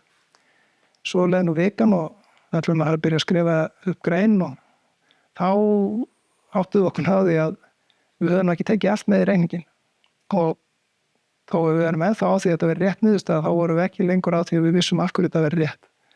Svo það kostaði nú meiri yfirlegu. Það í rauninni var ég alveg fram á allt vorið. Þetta var hérna bara á nokkrum dögum í janúar og að vera í janúar þá small þetta saman, en þó ekki alveg.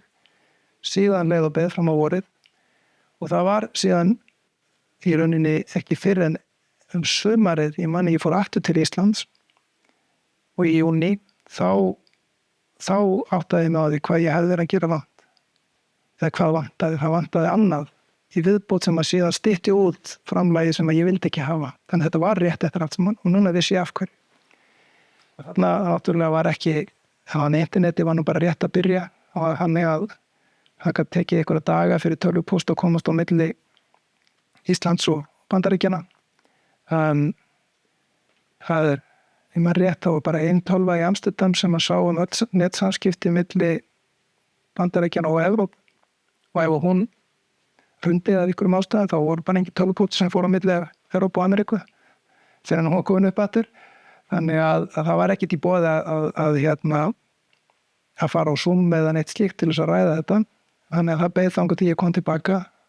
En þá kom í ljós að Kallan, sem leiðbeinandi, hann var búinn að gera þetta sama og hann hafði uppgötvað nákvæmlega sömu lausn og algjörlega óháð hvor öðrum. Þannig að við vorum mjög ánægðir með þetta. Þetta fannst okkur mjög traustvekjandi og við byrjuðum að skrifa upp þessa grein. En þá var ég í rauninni að fara inn á 5. ár í þessu prógrami og það enda 5 ár eftir BS-próf sem að þykir kannski ekki svo langur tími en eins og það var prógramið í Princeton, það var miðað við að þetta ætti bara að vera 4 ár og ég var klárlega ekki tilbúin þarna til þess að fara að útskrifast. En ég var ekkert einn í þessu, við vorum allir 3 þarna sem voru hjá honum og enda flestir í árganum okkar. Meira hlutin var í rauninni að klára þetta á 5 árum. En það leit nú samt ekki alveg nógu vel út að leiðbeinandinn, hann var nefnilega á leiðinni í það sem kallaði rannsóknarmisseri, hann var á leiðinni til Kaliforníu, til Stanford í heilt ár og við sáum fram á að vera ánans þar og reyndar fylgdi á þannig til að kona mín Þóra Albadóttir sem jarðeðlisfræðingur, hún var hérna í framhaldsnámi við Princeton líka og hennar leiðbeinandi var líka á leiðinni til Stanford í rannsóknarmisseri og hún sá líka fram á að vera eftir í Princeton.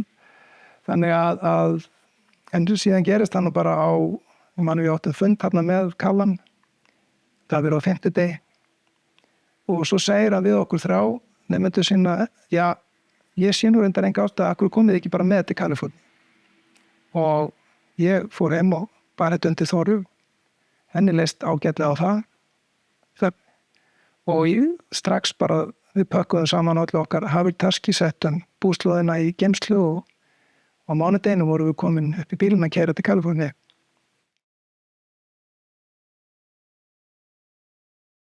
Og vorum þar sem sagt í heimsókn með leiðbeinendum okkar. En Þóra komst á þeirri niðurstöðu að hún vildi bara frekar vera í dóttursnámi á Stanford. Svo við ílentust þar og ég var síðan svo heppinn að ég fékk starf þar í framhaldi þegar ég kláraði dóttursnámi, þannig að við áttum þetta nokkur ár í Stanford og eftir Princeton. En þarna minnstu kosti erum við að leggja af stað til og komin til Kaliforníu, þá við fórum endur ekki stystu leið, tókum okkur hvort það var 10 dagar eða hálfur mánuður í að gera þetta. En síðan erum við mætt og þá áttaði ég mig líka á því að þetta var afskaplega gott að mörgu leyti vegna þess að ég hafði miklu betra aðgengi að leiðbeinanda mínum þarna. Þarna var hann í rannsóknarmisseri, hann var ekki með kennsluskyldu, ekki með stjórnunarskyldu, neitt í líkingu við það sem hann hafði í Princeton. Hann var nú svona strax á þessum tíma orðinn alveg framámaður í bandarísku eðlisfræði. Hann var seinna forseti bandarísku eðlisfræðifélagsins APS og þannig það var svolítið takmarkaður tími sem hann hafði fyrir okkur nemendur sín, ekki sem talaði fyrir hann með 3 nemendur. En þegar þarna var komið til Stanford, og vorum þarna á sem heitir SLAC eða Stanford Linear Accelerator Center sem var stór línurhraðall rétt fyrir utan Stanford háskóla. Þar var svona svolítið annar andi heldur en á Princeton. Princeton voru stærri bygging, stóri gangar, þungar hurðir fyrir dyrum, meðan að þetta voru allar dyr opnar í og það var bara svona hefð fyrir því. Litlar borulegar skrifstofur, þannig ég pisti að menn bara vilja hafa dyrnar opnar. Og hans dyr voru líka opnar þarna, þannig að ég náði miklu svona meira samstarfið við hann og þannig að þessi síðasti vetur í dóttursáminu, hann gekk mjög vel og þarna kláruðu við þessa grein, einn fekk hann að birta. Síðan man ég að við fórum í framhaldinu að skoða eins betur það var líka vel þekkt að þeir voru svona hornrækna sviðsfræði í 2 vítum, þetta sem að lokuðu strengirnir þurfa til þess að þeir líði vel. að það voru tengsl við ákveðin kerfi í þéttefnisfræði, svo kalluðu það sem er enn tengsl við kerfi, það sem eru reynda að fá tvívið kerfi, það sem voru og við lýsing á fasabreitingu í kerfin í efni. Og fasabreitingar er náttúrulega mjög áhugaverðar fyrir kennilega eðlisfræðinga því það er ju það sem að fasarnir hver í sínu lagi, þeir geta verið áhugaverðir en það er náttúrulega mest áhugavert þegar eitthvað er að breytast. Það er mikill fókus í kennilega eðlisfræði á fasabreitingur og það voru þessi tengsl milli strengjafræði og svo aftur fasabreitinga í kerfum sem voru skilgreindir í reyndari tiltölulega fáum vítum. Og í tveimur vítum fyrir lokuðu strengina og það sem við sýndum fram á í þessari grein númer 2 var að það er alveg sambærileg tengsl fyrir þessar jaðarkenningar sem búa þá í rauninni einni vít og við gátum sýnt fram á að beina vörpun eða bein tengsl á milli þessara kenninga og svo aftur í rauninni þá skammtafræði því að skammtafræði þar er tíminn eina vítin fyrir kerfi það sem er innbyggður núningur. Venjulega skammtafræði er ekki núningur, þannig að það eru ákveðin líkön og við kaldið að leggett líkön sem er notað til að lýsa núningi og við einfallega sýndum fram á að við vorum með nákvæmlega sama líkön. Þannig að þarna var komin ný tengsl á milli strengjafræði og svo aftur eðlisfræði á tilraunastofum þess vegna. Og kannski svolítið óbein en þetta voru bara sambærilega kenningar og við erum ekki að halda því fram að það kannski að strengirnir hefði beint með núning að gera. En þetta hefur eins og að verið dálítið tema í gegnum mína rannsóknir sérstaklega í seinni tíð og það er að nota svona frekar óbein og óvænt tengsl á milli mjög fræðilegra greina eins og strengjafræði og svo aftur greina sem að geta haft túlkun í út frá raunverulegum mælingum og jafnvel gagnlegar. En þetta fór allt vel að lokum varðandi dóttorsverkefni. Ég skrifaði þessar 2 greinar, ég var í rauninni með efni í 3. grein í ritgerðinni. Ég birti hana nú reyndar aldrei. Það var alltaf með það svona bak og eyrað að kannski ætti ég nú skrifa þetta upp en ég hafði alltaf bara annað að gera.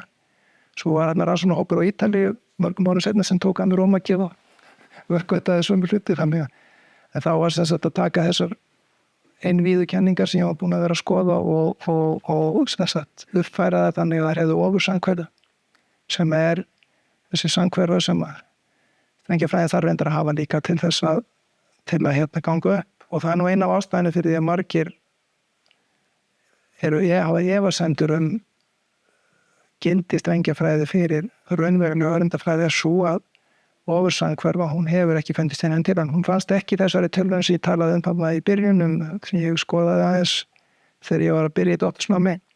En hún hefur heldur ekki, hún eitt aðal markmið stóra hraðalsins í CERN var fyrsta veginn alltaf að finna Higgs-sögnina sem þið fundu.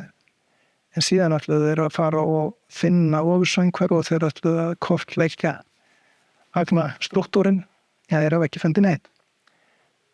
Það þýðir ekki að strengjafræðin get ekki gengi vegna þess að hún þarf ekki ofursamhverfi við þá lengdakvarða sem er í þessum tilraunum, heldur við miklu styttri lengdakvarða. Þetta segir kannski úr að lítið strengjafræði.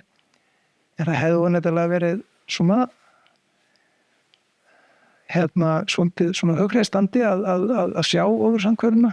Hún sé ekki bara í stærðfræðinni hjá okkur. En það var semst þessi 3. kafli í ritgerðinni sem ég birti aldrei. En ég síðan í framhaldinu eftir að ég lauk doktorsprófinu þá fór ég að vinna sem nýdoktor á Stanford.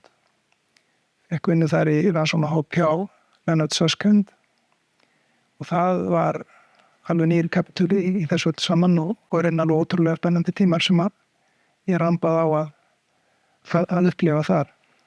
Susskind var náttúrulega mjög þekktur frumkvöðull í örindafræðinni.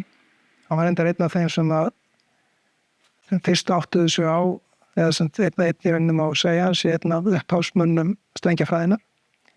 Þegar hún kom fyrst fram á 7. áratugnum. En hann hafði líka komið að ótal öðrum hlutum í örindafræði, meðal annars ákveðnum aðferðafræði við að reyna að skilja, eða reyna að ráða við lýsingu á sterku vísverkunum með því að skilgreina nálga tímarúmið sem svona strjála grind af punktum sem kallar lattice gauge theory. Þannig að átt mikilvægt framlag þar og ótal hluti, þannig að ég fékk þarna vinnu í þeim hópi og síðan gerist það þegar ég byrjaði að vinna þarna, þetta sem sagt þá haustið 1989 sem ég útskrifast og þá var stór hluti af rannsóknarhópnum hann á Stanford, hann var í rannsóknarleyfi. Það voru reyndin ekki nema 2 prófessorar af öllum hópnum, þetta var nú ekki mjög stór hópur, það voru kannski 5-6 prófessorar, það er miklu stærri hópur en núna. Kannski ekki síst fyrir tilstilli Sverskend, hann hefur náð að byggja upp mjög öfluga miðstöðurunni alla.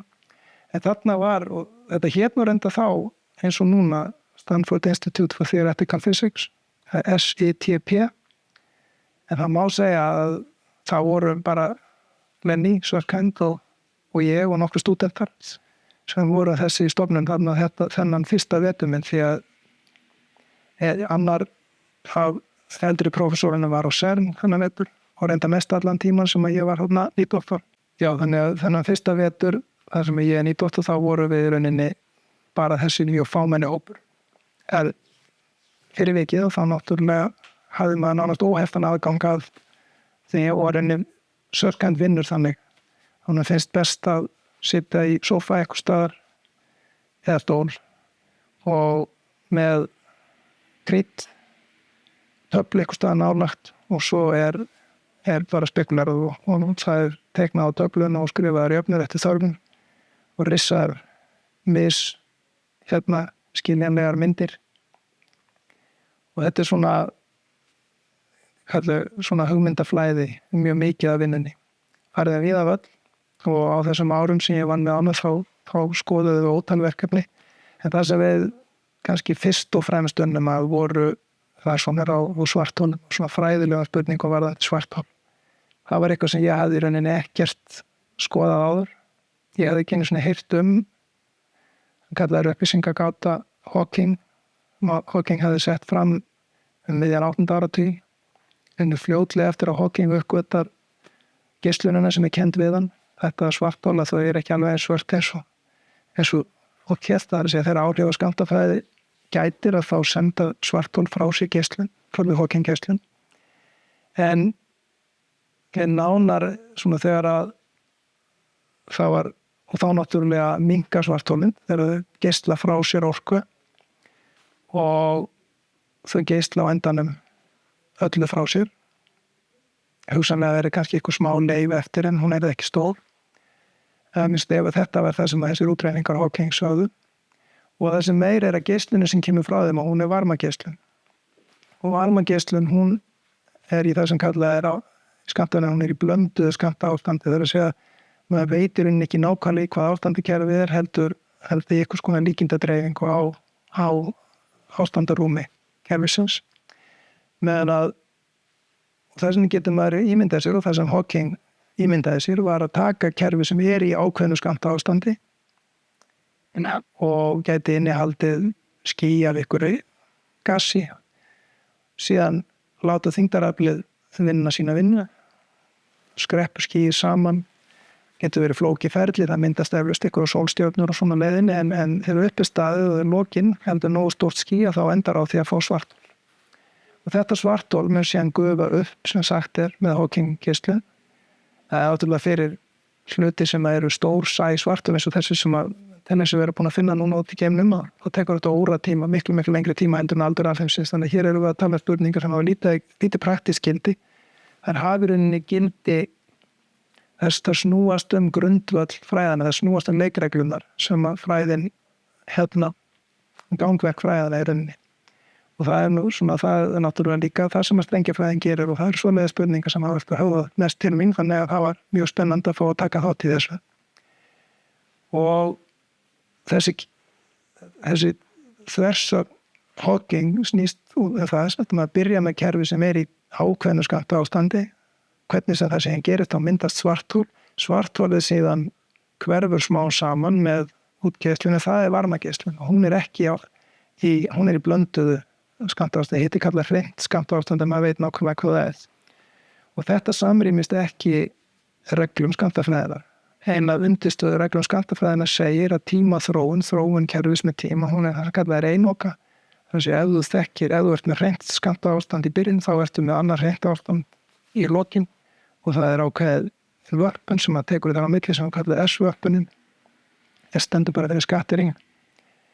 Og Hawking bendir á að út frá hans útræningum að þá eigi þetta ekki við kerfi þar sem þyngdarvíxlverkunin er til staðar.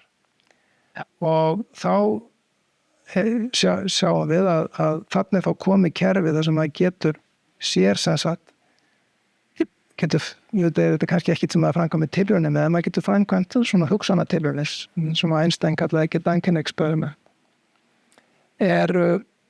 Það getur maður ímynda sér aðstæður þar sem að skammtafræðin segir eitt, þyngdarfræðin segir annað og það var þá eitthvað sem þarf að gefa sig.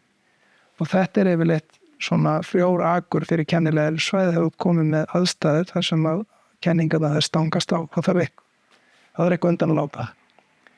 Og það sem gerist þannig upp úr 1990, þetta er 90 og þannig er ég reynda búin að vera í 2 ár nýbóstóðstarfni og árum áður búin að vera að fást við svona hefðbundnar öreindafræði, þannig með Susskind og reynda svo tókum við smá rispu í því sem kallað er skammta heimsfræði, sem er kannski það sem ég komist næst í að vera stunda stjarnerisfræði.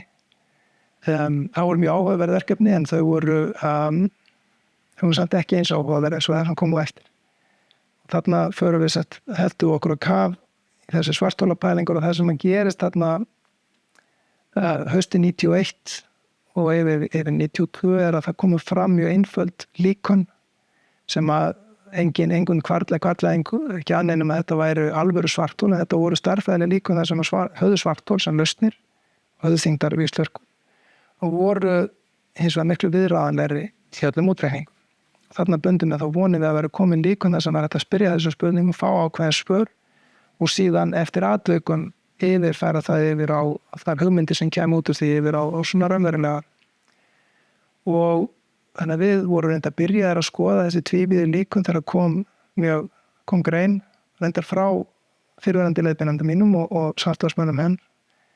Það Callan, Giddings, Harvey og Strominger, þetta CGHS líkanið sett fram og við vorum svolítið spældir reyndar hann á Stanford við höfum verið að skoða nánast sömu jöfnundur en þeir gerðu svona eina lykil einföldun sem að gerði það smeklu viðræðanlega og við náttúrulega hugsaum okkur við okkur það ekki hug en fyrir viki að þá vorum við tilbúinir og við gátum reyndar strax séð að eitt af því sem eitt svona mikilvægt atriði þegar grein það fekk ekki staðist þannig að við skrifaðum grein bara nokkrum dögum nánast eða vikum þetta væri nú ekki alveg eins einfalt og þið sögðu hver hefðu mist á vinum atriði og þá var reyndar annar rannsóknarhópur á Austurströnd Bandaríkjanna og Rutgers sem komst á sömu niðurstöðu það var svona kapplaup að koma þessu út og það er kannski eitthvað sem ég sakna ekki úr þessu bandaríska umhverju það er svona svolítið óheilbrigð hvað er mikil samkeppni það er samkeppni allstaðar í akademíu það er bara gott en það getur gengið út í öfgar þá svona voru við urðum næstum því undir í þessari samkeppni. Það er að segja að við vorum ekki búnir að skrifa greinina þegar við fengum þarna og komið tölvupóstur, fengum tölvupóst frá kollegum okkar þarna á Rutgers sem sögðust að hafa frétt að við værum að fást við þessi verkefni. Ég hafði aldrei fyrirlestur skömmu áður og þeir borist njóst á okkar niðurstöðum. Og þeir vildi bara láta okkur vita að þeir væru búinir að vera að vinna í sömu hlutum, væru konum með niðurstöðu, væru búin að birta grein og birta þarna á vefsetri sem reynda hefur nú yfir orðið munn. Það var bara að stíga sín fyrstu skref, það heitir Arkiv og er orðið mjög ráðandi allir í mjög mörgum raungreinum, útvarfræði. Það sem fólk birtir, svona frumbirtir niðurstöður áður að það færi ritrýnd tímaritt. Þarna er ekki nóg með það, þeir eru frétta á okkar niðurstöðum, þeir voru með sömu niðurstöðu, áttuðu sig á sjálfu, þeir birta sína grein og svo sendaður okkur post og við getum ekki haldið fram að við höfum ekki við vissum ekki af þeim. En það vildi nú þannig til að fyrir okkur sem betur fer að okkar grein var nánast tilbúin, við gátum senda hana daginn eftir. En þetta var nú samt, og sérstaklega að því einn af höfundun hérna var nú gamall samstarfsmaður Suskænd, fannst mér þetta orðið. Ég man að ég var frekar hugsi yfir því að hann kemur svona fram við vini sína, samstarfsmenn, hvernig kemur það fram við aðra, en hvað er það? Og síðan hélt þetta áfram, við héldum áfram að vinna í þessum þýfið í líkanum og það svona gekk bara heilmikið undan. Við vorum tilbúin með aðra grein miðjan febrúar, Suskænd og ég. Þá kom Gidding sem var einn af CGHS og hélt fyrirlestur. Hann var í Santa Barbara, þá kom til Stanford og hélt fyrirlestur og þá áttu okkur að hann var með sömu niðurstöður og við. Og frekar hann að leika sama leik og rættgæsmenn að þá töluðu við hann og sagðum báðum manna. Hérna sögðum honum að því og spurðum hvort við ættum ekki bara að birta þetta samtímis.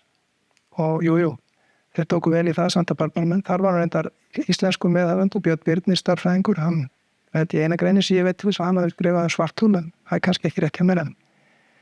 En hann minnstu kosti var með í þessum hóp þar og þetta fannst mér nú mun svona viðkonanlegri leið til þess að standa í þessari samkeppni. Og síðan héldum við áfram, þarna fram á vorið og fundum, þá voru Kalla, Nattur og samstarfsmaður í Princeton, þeir fundu leið til að leysa jöfnur þessara líkana í rauninni betur heldur en áður, það er að segja að það var hægt að leysa klassísku eða síkildu eðlisfræðin eða leiðum að bætti inn skammtafræðinegu leiðréttingum og þá þurfti maður að fara að nota tölvuútreikning og milk. En þeir fundu leið til þess að leysa ákveðna svona einhvern hlutmengi af þessum líkonum. En hins vegar var það frekar flókin. Þessi lausnin, hún var klárlega rétt, það var engin spurning um það, en það var svolítið erfitt að túlka hana eins og það voru framkvæmdar svona ákveðna varpanir, það var erfitt að tengja sviðin eða föllin sem að þessi lausn listi við það sem að byrjaði með sem að þyngdarsviðið og hvern önnur svið.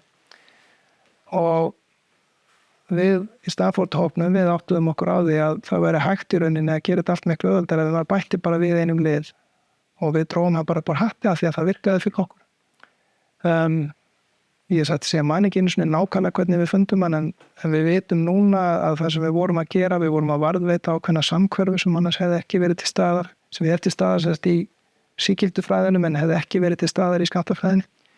En þegar maður gerir þetta þá verður lausnirnar einfaldari, túlkunin miklu öðuldari og þarna fékk ég nafnið mitt loksins og einu skipti held ég á heill líkan, þar að segja það er RST líkanið, Russo, Suskænd, Torlasius líkanið sem að ég settum fram hann en þá var svona kannski ekki alveg jafn gaman eins og það var gaman að fá hana svona leysanlegt líkan og ég hafði kent að við mann þó ég vissi það nú ekki þá að ég myndi fá það nafn að þá var þetta líka til þess að sannfæra okkur að þessi tvívíðu líkan myndi ekki geta svarað spurningunni hvað verður upplýsingarnar sem fara inn í svartholið. Við vorum alveg sannfærðir það í kjölfarið. Og það leiddi okkur þá í næstu skref sem var að svona reyna að átt okkur að því hvernig hlýtur þetta þá eða hvað getur annað gerst. Þar fórum við, gengum við í spór Gerhard Tuft sem að þarna var væntanlega einn af þeim sem var rasandi yfir því að hafa ekki fengið Nóbelsverðlaun eða þá en það var nú ekki fyrir vinna þessum svarthol heldur hann og hann fékk Nóbelsverðlaun nokkrum ára seinna. En hann hafði verið með mjög athyglisverðar hugmyndir hvernig það ætti að lýsa í rauninni skammtafræðilegri tímaþróun svarthola. En eins og Suskænd orðaði það þá hafði Tuft einsett sér að vera tyrfin í framsetningu. Ég veit nú ekkert hvort að Tuft myndi samþykkja það en það óneitanlega rétt að þetta voru ekki aðgengilega greinar sem hann hefði skrifað og við það er svona samblandað því að við skildum betur það sem hann var að gera og við settum okkar eigin okkar skilningur á því og við settum fram okkar eigin útgáfa af því, hún var ekki nákvæmlega eins og hans. Við rauninni spenntum búan lægra, við reyndum ekki að lýsa þessu nákvæmlega starffræðilega en það hendi nú að það eigi við flest stórsæk kerfi að maður hugsa sér í rauninni hvaða ferli sem í daglegu lífi. Í einhverjum skilningi það skammtafræðilegt ferli en það alveg borin von að lýsa því til dæmis sem maður tekur þá oft í þessum bransa því maður er að tína upplýsingu og maður tekur orðabók, halfræði orðabók og brennir hana. Þá tapast upplýsingar í mjög raunverulega skilningi fyrir okkur en að hinbúin í skilningi skammtafræðina þá þessar upplýsingar next þær eru í geisluninni, varmageisluninu og úr reiknum og öllu sem kemur frá. En það ekki lengur í bókinni. Það brunnin afstæðin. Og spurningin var, eru svarthol sambærileg? Þeirra bruni eða þeirra uppgufun vegna Hawking-geislunar sambærilegt ferli þar sem að upplýsingarnar að þær tapast náttúrulega í praxis og hendir ykkur inn í svarthol, hvort sem það borð eða stól, en þá færðu það ekki út borð eða stól, hendur ykkur varmageislun á löngum tíma, þetta er mjög hægt ferli. En grundvallarspurningin er tímaþróunin þannig að það sé í prinsippi hægt að snúa við ferlinu og lesa upplýsingarnar, eða ekki. Og við svona fetuðum okkur smá saman og þetta var svona sérstakur tími því að við vorum að velta okkur fyrir þessar spurningum, þessum þversögnum endalaust að ég manni fannst. Við vorum að skoða mismunandi líkon, skoða hitt, skoða þetta, skoða reikningar, skoða sömu reikningarna aftur og aftur. Þá vorum í rauninni bara að berja hausnum við steininn og bíða eftir eitthvað brotnaði. Og ykkur tímapunkti þá gaf vegurinn sig. Eða það að segja við komum fram með okkar svona mynd af því sem gerist. Við vorum ekki með fræðilega útskýring á því en við vorum með tilgátur. Og tilgáturinn hafa reynst mjög áhugaverður og hafa mikið verið enni með í framhaldinu. Og við svona í grunninn var inntaki í þessu við sagðum var að það upplýsinguna verður bæði haldið og sleppt. Þannig að það skilningur, raunverulegur skilningur í það ákveðin skilningi þá koma upplýsingarnar alltaf tilbaka aftur. Ef þú lætur þig nægja að tala bara athuganir sem hægt að framkvæma langt frá svartholinu, þá samkvæmt þessum hugmyndum þá mun svartholi skila öllum upplýsingum út. Það vegna þess að í einhverjum skilningi að þá fara upplýsingarnar aldrei inn í svartholið, sjónarholið þessara. Það vel þekkt í almenn afstæðiskenninguna að þú langt í burtu frá svarthol og eitthvað að falla inn þá smá saman eins og að hægja á sér þegar kemur á sjóndeildinni. Í sígildri eðlisfræði þá getur það haldið áfram út í þá óendanlega að nálgast sjóndeildina og verða svartar og svartar, það kemur minna og minna ljós frá því. Í skammtafræði, samkvæmt okkur, þá eru takmark fyrir þessu, þá fer það aldrei nær hendina svo eina svokallaða planklengd og situr fast þar og þar taka við ferli sem nú þann dag í dag höfum við ekki góða skilning á, að geta ekki sett fram inn á magnbundna skýring á, en það eitt af því sem mjög virt rannsóknarsveit sem að taka í rauninni hvað sem sem að falla inn í svartholið og í rauninni það brennur upp mjög raunverulega skilningi það hvað og kemur síðan, skila sér út bara með restina svartholið, náttúrulega leið og eitthvað fallið inn í svartholið þá orðið bara hluti af svartholinu og það síðan önnur hlið sem í líka vel þekkt og sígildri almennastæðiskenningunni svona svolítið mótfræðinarkennt að ef þú ert eins verið að falla inn í svarthol þá gerist ekkit sérstakt við sjóndeild svartholinu, þú bara fellur inn í svartholinu og þú lendir endar í vandræðum setna og kemur að svo kallega sérkindi sem fast óhjákvæmilega í framtíðin eða þú komin inn í svartholinu að þetta ekki góð mynd að fara og kynna sér neitt að staðar hérna. Og stóra spurningin þá hvernig má það vera og náttúrulega ef ég fell inn í svarthol segjum ég sé í gameskip og allt sem í því fellur inn í svartholi og það gerist ekki neitt fyrir löngu eftir ég komin inn í það ljóst að það fór einhver upplýsingar inn í svartholið og hvernig má það þá vera að þær upplýsingar skila sér samt út og til þess að það geti verið þá þarf maður að gefa eftir eina grunnforsendum almennastæðiskenningum og það hún sé staðbundin, kenningin lokal tímarúmið sé staðbundin eða eðlisfræðin í tímarúmið sé staðbundin. Og þetta erfiður bit að kyngja fyrir þá sem hafa stundað afstæðiskenninguna og eru fyrst meiri svona þyngdarfræðingar heldur en öryndafræðingar. Meðan öryndafræðingar eiga mjög erfitt með að kyngja því að tímaþróun geti verið annað en einoka því að í rauninni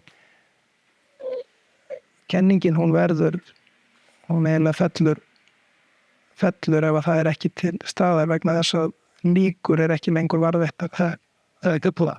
Þannig en hvað það? Þetta settum við fram í kenningu voru 93 minni mig til grein og hún vakti strax verulega athygli og lagði nú sannlega grunninn svona þeim ferli sem ég hef haft síðan þó að hitt sem ég hafði unnið fram að því að jú, það hafði gengið ágætlega og fengið tökur en þessi grein hún náttúrulega mætti heilmiklu mótbárum þessar hugmyndir okkar voru þetta að gefa eftir staðbundna lýsingu á eðlisfræði rúms og tíma og auðvitað var hún takmörkuð þessi grein okkar, við vorum ekki með í rauninni kenningu, við vorum bara með hugmyndir og hugmyndir okkar gengur svona meir út á það að það veri erfitt að afsanna þær heldur en að við getum beinlínis sanna þær. En það breytti því ekki að þetta valdi og í rauninni beinu framhaldi af þessari vinnu þá settu Söskend og síðan þeir settu fram hugmyndinu svo kallega heilmyndunar tilgátu sem það hvernig í rauninni upplýsingar í tímarum ekki bara upplýsingarnu það sem fyrir í svart og verði eftir og sjóndindin og koma út heldur sé í rauninni alltaf hægt að lýsa öllum upplýsingum í tímarum eins og í heilmynd þar að séu þú þurfir færri vittir. Heilmyndir eða hologram, það ganga út á það, þú getur verið með tvívíða mynd en það eru kóðaðar í hann upplýsingar þrívíða, þannig að þú getur litið á hann undir mismunandi sjónarhorn og séð mismunandi hliðar og hlutum sem það ætti ekki vera hægt til og þessar hugmyndir Söskend og Tóft ganga út á að það sé eitthvað skonar heilmyndin í gangi í tímarúminu og í okkar alheimi. Þetta náttúrulega hljómar mjög furðulega, kannski, en það hins vegar skaplega margt sem bendir til þess að þetta sé bara heimlega rétt. Það hægt að sanna þetta í sinni sígildi afstæðiskenningi, hreyfingajöfnu, Einstein-jöfnurnar, með svona, þær hafa ákveðna túlkun, þær eru í samræði við þessa hugmyndi. Og þessar hugmyndir síðan þess sem þeir kalla heilmyndun alheimsins eða holographic universe, þær hafa síðan gengið í endurnýjun lífdaga í seinni tímum í gegnum aðra uppgötvun sem kom nokkrum árum seinna sem eru svo kölluð samsvörun milli þyngdarfræði og svo eftir kvarðakenninga. Þeir vil kannski koma betur að því og eftir. Það gerist svona aðeins seinna. En þarna er ég að klára nýdóttors tíma á Stanford. Ég fekk reyndar að vera þar óvenju lengi. Uppalega var ég ráðinn 3 ára og mér að hugsa til margra sem að hefja sér rannsóknar fyrir í dag og fá 2 ára nýdóttorstarfi. Ég hef fengið 2 ára nýdóttorstarf eftir lauk doktorsprófið, þá væri ég ekki í akademísku starfi í dag vegna þess að ég hafði mjög lítið, ég hafði skrifað 1 eða 2 greinar og ekkert sérstaklega spennandi að einmat og hvað þá annara fram að því. En síðan þetta 3. ár, það munaði því ég fekk og reyndar fekk ég að vera 4. árið vegna þess að þá var Þóra sem búin að færa sig yfir og vera í dóttursnámi á Stanford. Það var ljóst að hún myndi ekki klára fyrir eftir 1 ár og þá spurði ég hvort það veri eitthvað möguleiki ég geti fengið að vera lengur. Og þá aftur stóð þannig á í rannsóknarhópnum. Þegar ég var ráðinn þá hafði Söskend fengið að ráða hver ætti að vera ráðinn sem það var bara eitt nýdóttorstarfi þessar rannsóknarhóp þá. Sem þetta skrítið að hugsa til í dag þar sem þeir hafa verið hátt á annan tug þarna núna í samu byggingu. En þannig að það hefur gengið vel hjá þeim í Stanford. En þarna var bara einn og það átti að ráða hann en sá sem átti að fá að ráða því hann var ennþá serm og var ekkert að koma eftir 1 ár og hann var til í að fá að bíða með þetta bara í 1 ára. Þannig að ég fikk tilbúið á móti sem var að ég geti fengið 1 ári viðbót að Stanford ef ég lofaði að sækja ekki vinnu næsta annar staðar. Og ég hef sagði mér, þetta ekki slæmt tilbúið, ég sagði bara já takk. Þurfti þá ekki vera að sækja vinnu og ég tlagst og frestaði því 1 ár. Og var 4 ára og þar héldum við áfram þá að þróa þessa það var í rauninni á þessu 4. ári sem að þessar hugmyndir sem sagt að þyngdarfræðin væri óstaðbundin. Eitt af því sem ég lærið þarna var að það skipti máli að koma með góð svona slagorð. Þetta hét Black Hole Complementarity, það vísar í þróun skammtafræðinnar þegar Bohr og Einstein tóku sína rinnmöðum túlkun skammtafræðinnar, þá var Bohr með sem hann kallaði complementarity að sem fyrirbæri var hægt að túlka fleiri en einn veg og við vildum meina að tímaþróun svarthóla væri þannig líka, það væri annars vegar myndin sem við hefðum fyrir fjarlæga athugendur og hins vegar það sem þessi ljósin falla inn. Það væri komplementari eða ekki alveg hvað góð íslenska fyrir það. En þetta hugtak sem sagt Black Hole Complementarity settum við fram í þessari grein og það orðið í rauninni bara viðtekið fulltaki í. Það ekki allir sammáluði, en í rauninni í dag eru stúdentar, doktorsnemar í öfundafræði, þeir vita, kennir öfunda, þeir vita hvað black hole complementarity. Það er alveg vel og hafa ykkur góðan að því. En það er kannski ekki síst út af annarri þróun sem var þarna seinna. Og þegar ég satt klára þetta 4. ár Stanford, þá var ég komin í stöðu sem ég hafði aldrei verið í áður, að það var að ég gat valið vettvang hvert ég færi mest. Þegar ég kláraði doktorsprófið þá var það ekki fyrir neitt dúk og disk sem ég fekk þetta tilboð frá Stanford. Ég var ekki þeirra fyrsta val. Sá sem fekk uppalega tilboð, hann fekk síðan betra tilboð, hann fekk semst kennarastarf, hann var boðið að verða lektor. Þá allt í einu opnaðist þetta og ég gat komist að. En þessi vinna með svartholin, hún hafði skilað því að hún hafði verið svona sem kalla hot topic í þessum fansa, þannig að ég gat valið störf á nokkrum stöðum og endaði því ég valdi að fara til Santa Barbara.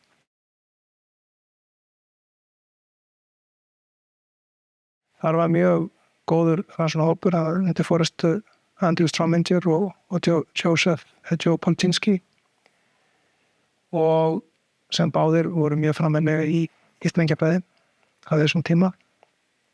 En það voru margir aðrir góðir þar og ég ákvað að fara þangað frekar en á kannski nokkra aðra staði sem hefði verið frægari skólar, en ég leist bara vel á þennan hóp og ég hefði kynnst þeim, ég hefði kynnst svona andrúmsloftinu þar, ég hefði verið þar í heimsókn. Þannig að mér leist mjög vel á þetta, þess að mér leið ágætlega að búa í Kaliforníu, þannig að þarna færði ég mig bara nokkur 100 kílómetra þarna frá norður suður Kaliforníu. Og þannig að það var næsta skref þá að vera nýdoktor nema ég fekk mér eitthvað aðeins fínna starfsheiti af því að ég fekk ráðningu til 5 ára. En ég nú einu munurinn á því að vera heit ekki nýdoktor var að ég var settur í að lesa umsóknir nýdoktora strax árið eftir. Svona, þannig að öðru leyti hendi ég hafði bara verið nýdoktor þarna. Og ég man að Söskvend sagði mér að þegar ég var að spyrja hann ráða hvort ég ætti nú að taka þetta tilbúið þarna frekar en að fara eitthvað annað. Þá sagði já, það skaltu gera, en bara ef þú en svo skaltu passa þig að láta ekki glepjast að einhverju tilboðum svona sem hann kallaði falslektorstöðu í Ivy League sem skólanir svo Harvard og Princeton á Vesturströndinni. Það sem hann átti við að þeir skólar ráða fólk oft í kennarastöður, lektorstöður, án þess að hafa raunin eina væntingar að þeir fái fastráðningu í framhaldinu. Og þá ertu raunin ekkert betur settur heldur en sem nýdoktor var muninu sá að þú komið kennsluskyldu og þarft að standa skil á því. Hann sagði, passaði bara, notaði þá bara þessi 5 ár sem það hefur samt bara en svo náttúrulega 2 ára setna þá bauðst mér svona lektorstarfi í Princeton sem ég þáði og fór. En þessi 2 ári Santa Barbara voru frábær líka. Þarna var mikið að gerast og það var margir sem höfðu áhuga á þessari upplýsingagátu og það var kannski ekki verra að þeir voru algjörlega ósammála mér. Það er að segja, Strominger var hérna og Giddings sem voru G-ið og S-ið úr CGHS og Polchinski, og þeir voru ekkert ginnkeyptir fyrir þessum hugmyndu, þannig að maður þurfti svona að standa þurfti í rauninni að standa í vörn fyrir þeir og reyna að vinna það á okkar band. Það tókst nú svona einhverju leyti. Það var nú kannski ekki, ég var nú ekki einn í því, svo kannski var náttúrulega að vinna í þessu líka. Og hann kom síðan með þessar hugmyndur heilmyndunina, þar komu fljótlega á eftir og voru náttúrulega í rauninni miklu brjálæðisleira heldur en nokkuð sem við höfum sagt þarna. En hins vegar hafa það líka staðist mjög vel skoðun og eins og ég sagði áðan. Og meðan ég var í Santa Barbara þá vann ég nú með mismunandi fólki. Ég skrifaði 2 greinar með Strominger, áttum gott samstarf þar svona, það var undir þessi tvíviði líka eins og við vorum svona hreinsa upp á hvernig hluti þar á þess að vorum báðir orðnir áhugaðum sem einhverjar konar möguleika að fá okkur svör við grundvallarspurningu þar, en það vorum samt áhuga við starffræðilega líka. Og svo vann ég aðeins með Polchinski sem var líka mjög áhugaður. Hann var nú einstaklega fær eðlisfræðingur, kannski bara með þeim allra öflugustu sem ég hef nú verið svo lánsamur og haft forréttindi að fá að vinna með mjög með frábæri fólki, bæði náttúrulega þarna úti sem ég fekk að vinna með þekktum nöfnum en ekkit síður líka yngra fólkið sem maður kynntist og fekk að vinna með og svo í seinni tíð náttúrulega þess frábæri nefnendur sem ég hef svona þá gæfa að fá að leiðbeina einhver leiti hérna bæði sem sagt þegar ég var í Bandaríkjum og svo eftir ég kom hérna einn en Polchinski samt hann var svona tæknilega held ég að hafi fáir staðist honum sporði á með svona mjög sterkt innsæi í skammtasviðsfræði hann náttúrulega það var reynda þessu kannski eina sem skeigði á með ég var hérna var að hann var svo upptekinn við að skrifa þess að nú í dag kennslubókin með hérna ákveðnum greini og stóru kái í strengjafræði. Þannig að hann var svolítið upptekinn og lokaði sig af við það. En það breyti nú ekki því að maður gat leita til hans með verkefni og fekk oft gott input og svo skrifaði ég hann með honum minnst 2 greinar. En svo kynntist ég náttúrulega líka yngra fólkið þarna og það voru sérstaklega einn ný doktor sem var aðeins hann að leiða ég, David Lowe, sem er núna prófessor við Brown háskóla við tókum upp samstarf þarna og hefur henni haldið áfram allar gótið síðan við erum með virt samstarf en í dag þannig svona verið misvirt í gegnum árin en hvað einhvern veginn það býr lengi að fyrstu gera þarna og það var mikið að gerast þarna það var þessi svarthóla pælingar þær voru svona svolítið búnar að rekast á þær voru svona komnar á svona endastöð í bíli það hérna minnskosti tók maður eftir því að það var svona fólk að farið að skoða já það var svona ekki eins fókuserað samfélagið á að reyna að leysa þessa gátu og svo gerist það má kannski segja að það verið Polchinski sem okkur óvundaði endanlega því að hann skrifar grein hann voru 95 hérna svo kallega D-fleti sem var reyndar hans eigin uppfinning og bendir á að það er D-fletir í strengjafræði að þar í rauninni í einni stuttri grein, hún er 4 eða 5 blaðsíður, þar nýtt hann ansi marga lausa enda sem að höfðu annars svona eftir áhyggja blasa við hvernig átt að lesa, en það samt sá það enginn hann. Og hann birtir þessa grein og það má segja að næstu árin og eftir þá verður alveg ný bylting í strengjafræði, alveg sambærileg við það sem gerist þarna 84 og það er sem sagt, þetta eru kallaði D-fletir, D-riklefletir og ég og reyna allir aðri sem hefði áhuga þessum málum fóru bara einhendum okkur í að vinna það þá. Og ég var aðeins byrjaðar að, þetta er rauninni þarna sumarið eftir þetta annað ár, samt og bara ég er búin að ákveða að flytja til Princeton og svo fer ég þangað sumarið og þá var komið hérna þegar ég kom þangað þá voru rauninni bara allir fættir að vinna í þessum T-flötum þá nú búið að vera einmikil hræringar í prívatlífinu líka þessi ár sem ég var í Santa Barbara þau voru frábær varðandi eðlisfræði en þau voru erfið að því leyti að við hjónin voru nátt frá hvort öðru Sóra hafði þó lokið sínu doktorsnámi hún fékk nýtt doktorstarf á Nýja-Sjálandi þannig að hún var þar í hérna með allan tíma sem ég var í Santa Barbara þá var hún í Wellington á Nýja-Sjálandi og við sáumst lítið við skiptast á bréfum og hérna og tala pósti og slíku en það er nú ekki kannski ekki alveg það sama og síðan þarna sumarið þegar að þetta þá hann er komið 95 að þá ákveði Þóra að koma aftur til Bandaríkjanna hún hafði nú reyndar ekki vinnu þá en fyrst hún hafi komið frekar heldur en stóð til boða að fara ennþá lengri í burtu, fara til Ástralía og hver veit hvað hefði orðið úr því en hún er svo ákveður að koma og kemur með mér hann til Princeton þá hún hefði nú hjálpt mér kannski það var ekki hennar upp á allt staður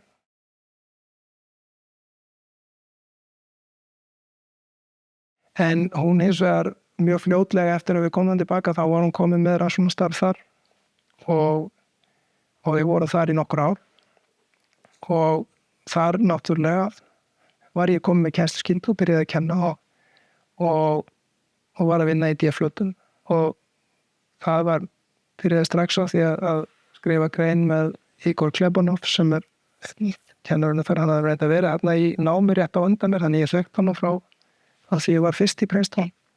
En við vorum með fljótir að ná saman og skrifuðum grein sem var kannski helst þekkt í dag fyrir titilinn og þessir DF-leti þeir geta haft mismunandi vittir og það hefði áður verið búið að tala um að fjöldi vitta, rúmvitta í flötnu var kallaði P, þú kallaði P-fletir eða einsku P-brains. Brain hérna, það er góðinu membrane. Svo við stóðumst ekki máti þegar við vorum búin að reikna ákveðna stærðir varðandi þess að T-fleti og greinin okkar hitt the size of P-brains. Og þannig að það minnist það stór þeirri grein. En þarna haustið þá fór Witten hamförum eiginlega, hann skrifaði grein á viku og tímabili mann í október hendi hann hafi birt 3 eða 4 greinar, allar bilinu svona 30 til 70 blaðsíður og allt saman grundvallargreinar í fræðinum upp á því. Og náttúrulega þegar maður horfði upp á þetta til síndar þá hugsaði maður sér býttu hvað ég úrbunum maður að gera hérna, þannig eitthvað sem getur bara gert þetta með vinstri, akkur upppunks. En þannig að það auðvitað það hefur það nú verið gegnum gangandi svo sem allan ferinn og ég efast ekki að það eru fleiri en ég sem að þetta flýgur fyrir hjá þeim að hef velti fyrir sér hvað erindi þeir í þennan bransa. Það er fullt af fólki í kennararundafræði sem er betri en ég í stærðfræði, sannlega betri en ég í skammtafsviðsfræði. En það er nú samt þannig að ég hef haft eitthvað fram að færa, ég hef haft svona einhverjar hugmyndir og geta nálgast hlutina öðruvísi heldur en aðrir og svo má líka alltaf segja að það er mikilvægt að það sé einhverju sem að til þess að aðri geti skarað fram úr þá þurfum við einhverju fyrir að skara fram úr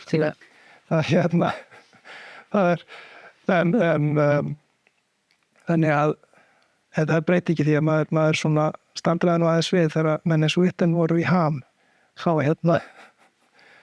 var þetta má bara ekki verða undir en þetta var mjög skemmtilegur tími fræðilega líka og þennan vetur þetta þá vorið þá þegnaðist við okkar fyrsta barn, sonur okkar Árni fæddist.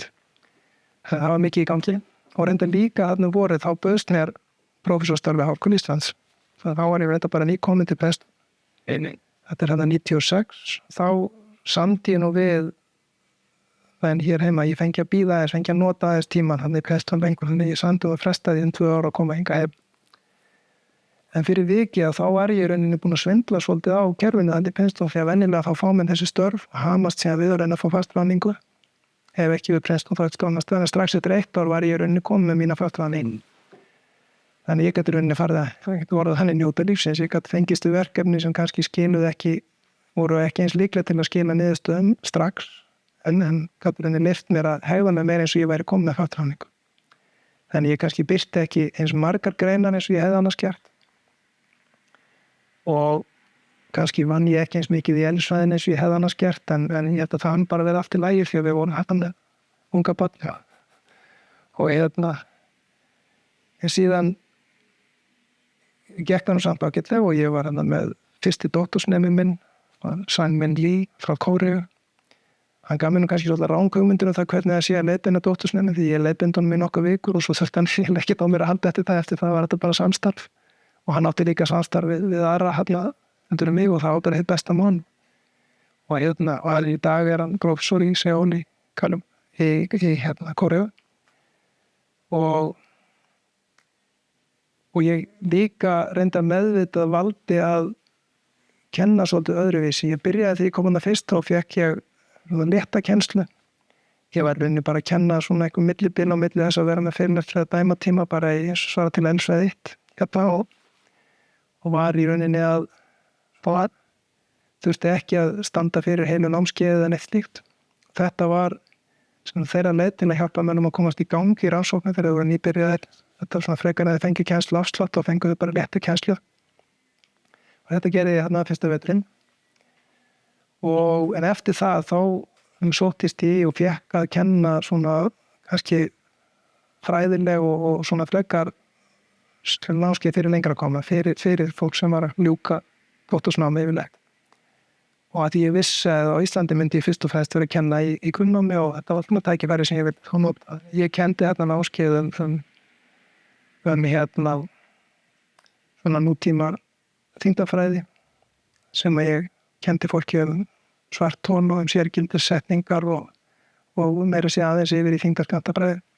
Það var eitt námskeið. Annan námskeið var ég með alveg einvala hóp að nemendum. Þá var þarna öðru voru 96. Þá var komin ný fræði sem voru kallað M-fræði. Svo ég kendi námskeið sem heit Introduction to M-theory. Hugtakið M-theory var kannski einhverja mánaða gamalt þegar við skilgrættum námskeið. Námskeiðið fólst í því að ég hélt sem sagt einn fyrirlestur á viku og svo ættu einn nemandi og kopna hélt hinn fyrirlestur. Og þarna voru við bara að krifja nýjar greinar. Þetta fekk ég semst til að uppfylla mína kennsluskyldu. Og þarna eru í þessu nemendahóp voru margir í rauninni menn sem eru mun frægari heldur en ég í dag í bransanum sko. Og þetta náttúrulega strax þarna voru óknir alveg frábæri reynsfræðingur. Þetta námskeið var mjög gefandi að kenna þetta námskeið, en ég man það að ég þurfti nú að hafa mig allan við að hafa í við og ég þurfti að halda fyrirlestur í hverju viku og meðal annars eitthvað af þessum 9 greinum hans af vittin. Þannig að ég hef nú þetta hugsanlega verið erfiðasta kennsla sem ég hef farið í svona minnskosti hvað fræðin varðar. En síðan átti ég líka mjög gott samstarf við Shivaji Sondhi sem var þá, hann kom annur leið og ég var þá lektor í þéttingsfræði og við ákvaðum að hanna nýtt námskeið fyrir doktorsnema þar sem við svona reyndum að finna sameiginlega fleta milli öreindafræðinar og þéttingsfræðinar og við áttum okkur fljótt á því að það myndi vera þessi hornrækna sviðsfræði sem kemur fyrir í báðu. Þannig að við kendum námskeið sem hét hagnýtingar hornrækina sviðsfræði og sneri þá að báðum þessum greinum og þetta var líka mjög skemmtilegt. Það stóð hana til að við myndum skrifa bók kjölfarið, komum við ljósa við rættu það svona á og til í gegnum árin að við vorum báðið saman um þetta verið bók sem við vildi gjarnan hafa skrifað en fundum aldrei tíma til að skrifa hana. Og svo gerðist það nú reyndar eitt sem að kom aðeins setna og það var uppgötvun Juan Maldacena sem var einmitt nemandi við Preston þegar ég var að byrja að kenna þar. Að hann í rauninni olli bara byltingu í fræðinum með greið sem hún lét nú lítið yfir sig til að byrja með. Jú, við áttum og gróði þetta verið verkefli grein. En það sem hann setur fram þessa hugmynd, þessa tilgáttun svansförun á milli þyngdarfræði. Þess að annars vegar tekur skammtasviðsfræði sem við notum til að lýsa sterku víxlverkuninni eða auku víxlverkuninni og þú skoðar þessa skammtasviðsfræði þegar að víxlverkanir eru áhrifin sem að agnir hafa hver á aðra eru mjög sterk og þetta er nokkuð sem mjög erfitt að gera fræðilega. Venjulega þessar reiknaðaferðir sem við höfum í skammtasviðsfræði það gangið út af það að víxlverkunin sé ekki sterk og það passa mjög vel með sín rafsögufræði en þetta er skammtarafsögufræði alveg ótrúlega öflug kenning einmitt þess vegna. En þarna í rauninni eru flestar reiknaðaferðir hefðbundnar í reiknaðaferðir í öndafræði þar ráði ekki við sterkt víxlverkandi skammtakenningar.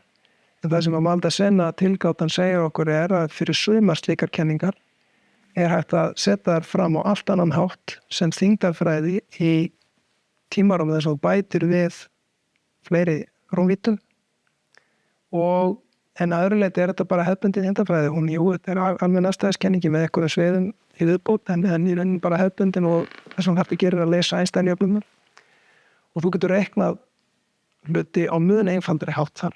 Og það sem meira er að þó að tilgáta Maldacena hafi upphaflega verið fyrir mjög svona stærðfræðilegar kenningar, þessi kenningar þannig að hámarks, það var ekki bara ofursamhverfa heldur hámarks fjöldi af ofurhleðslum sem kallaðir eru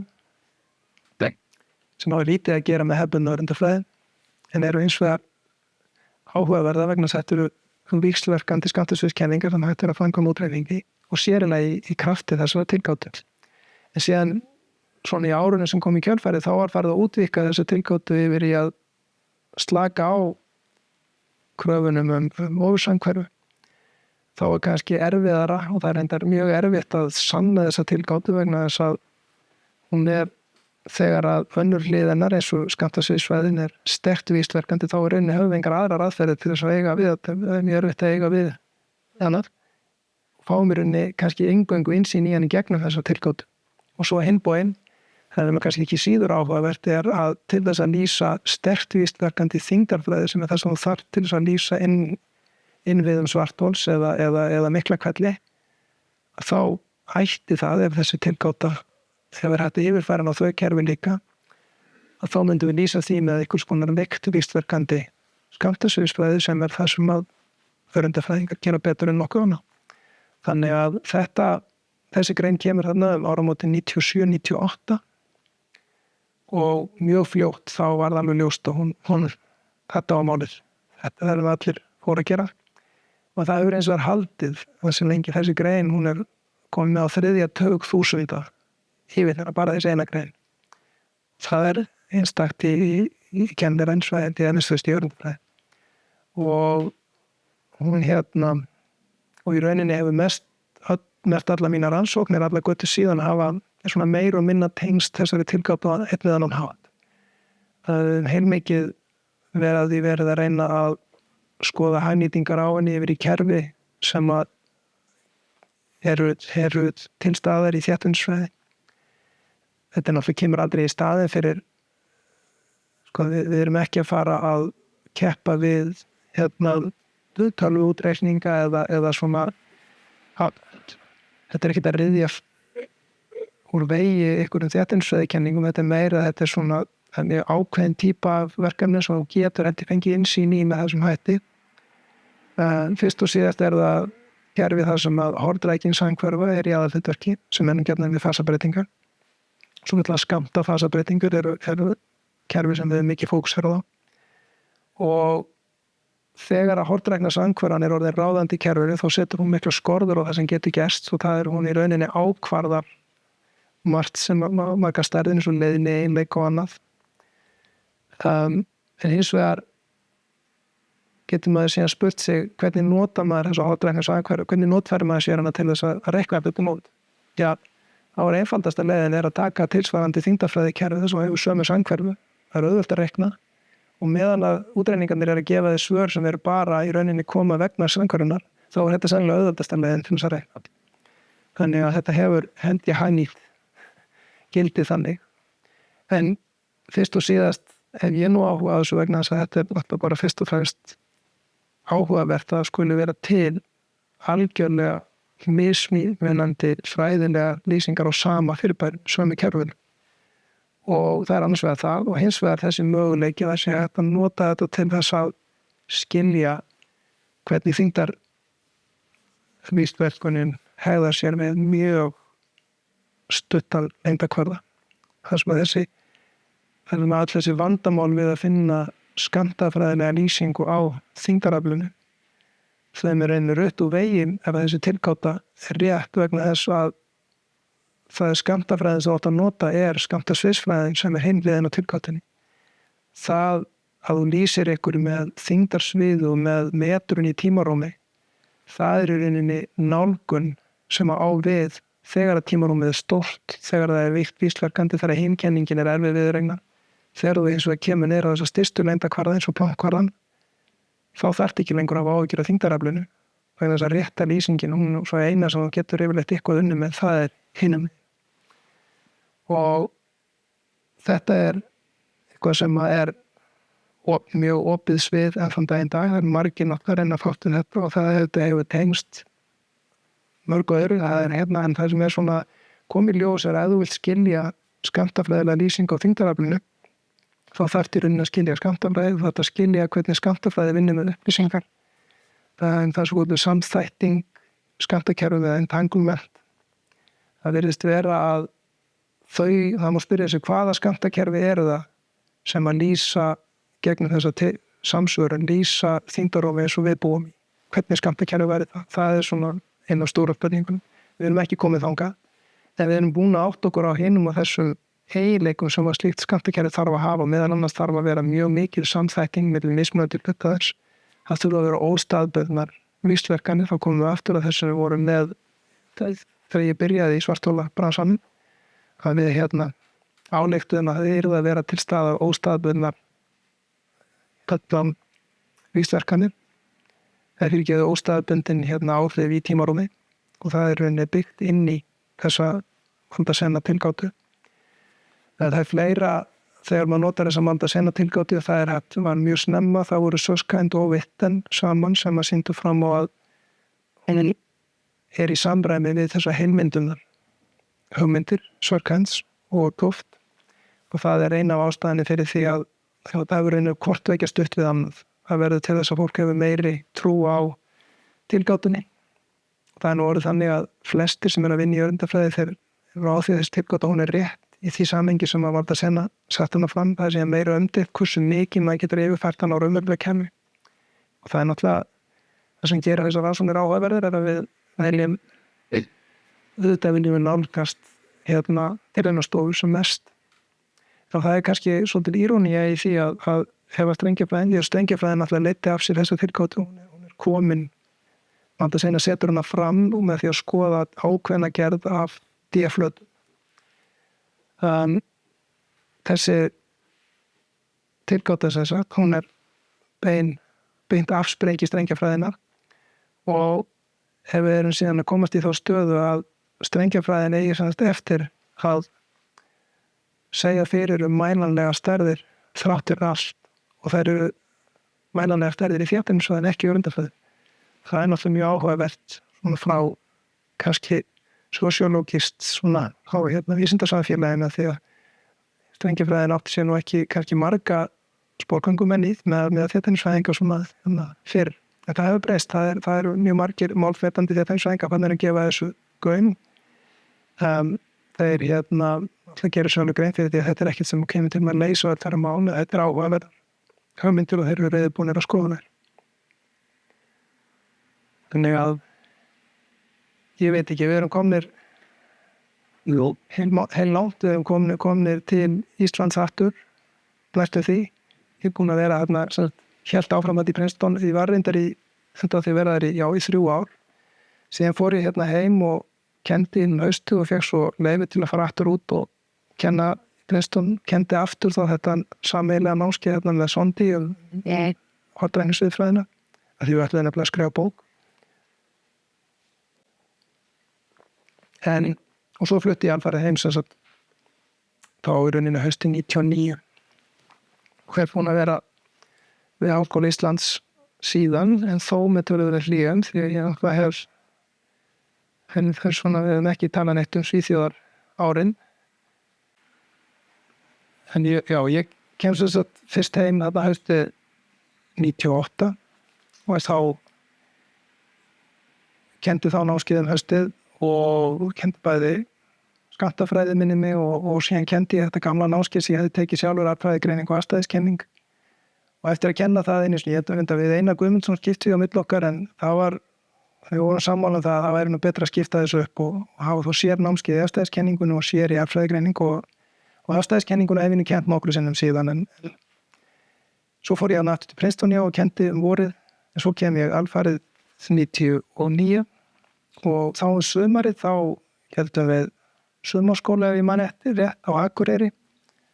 Það er svona einn af síðustu NATO-skólanar sem NATO var með vísindaprógram og þeir fjármögnuðu að hluta þennan skóla og fengur eitthvað líka pening frá NORFA sem þá hét og Nordita. Þarna buðum við, þetta var Þórður Jónsson og ég við skipulögum þetta og við buðum, þetta var í 2 vikur þetta námskeið, það voru doktorsnemar og nýdoktor og reyndar fólk á öllu reikið að koma ýmsir að það var ekki.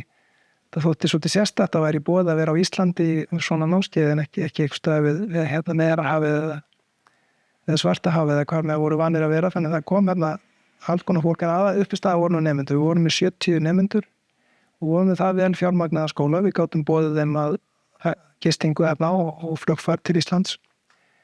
Nú við hafðum samband við nokkra svona eins og við höfðum kynni af í útlöndum og kom okkur nú óvart að það svo þeir allir já. Það eini af þeim sem að ég bauð var Joe Polchinski sem treysti sér ekki, hann átti ekki heimangengt akkurat þarna. En þarna komum við að meðal annars leiðbeinandi minn gamli Kallan og margir þeirri. Sörkens kom líka og þetta var mjög vel hefnaða skóla held ég. Ég var nú reyndar svolítið á þönum, ég var svona að halda utan í þetta var kannski svolítið reynslunni sem að vera að reyna að skipuleggja þetta allt og mikið sjálfur.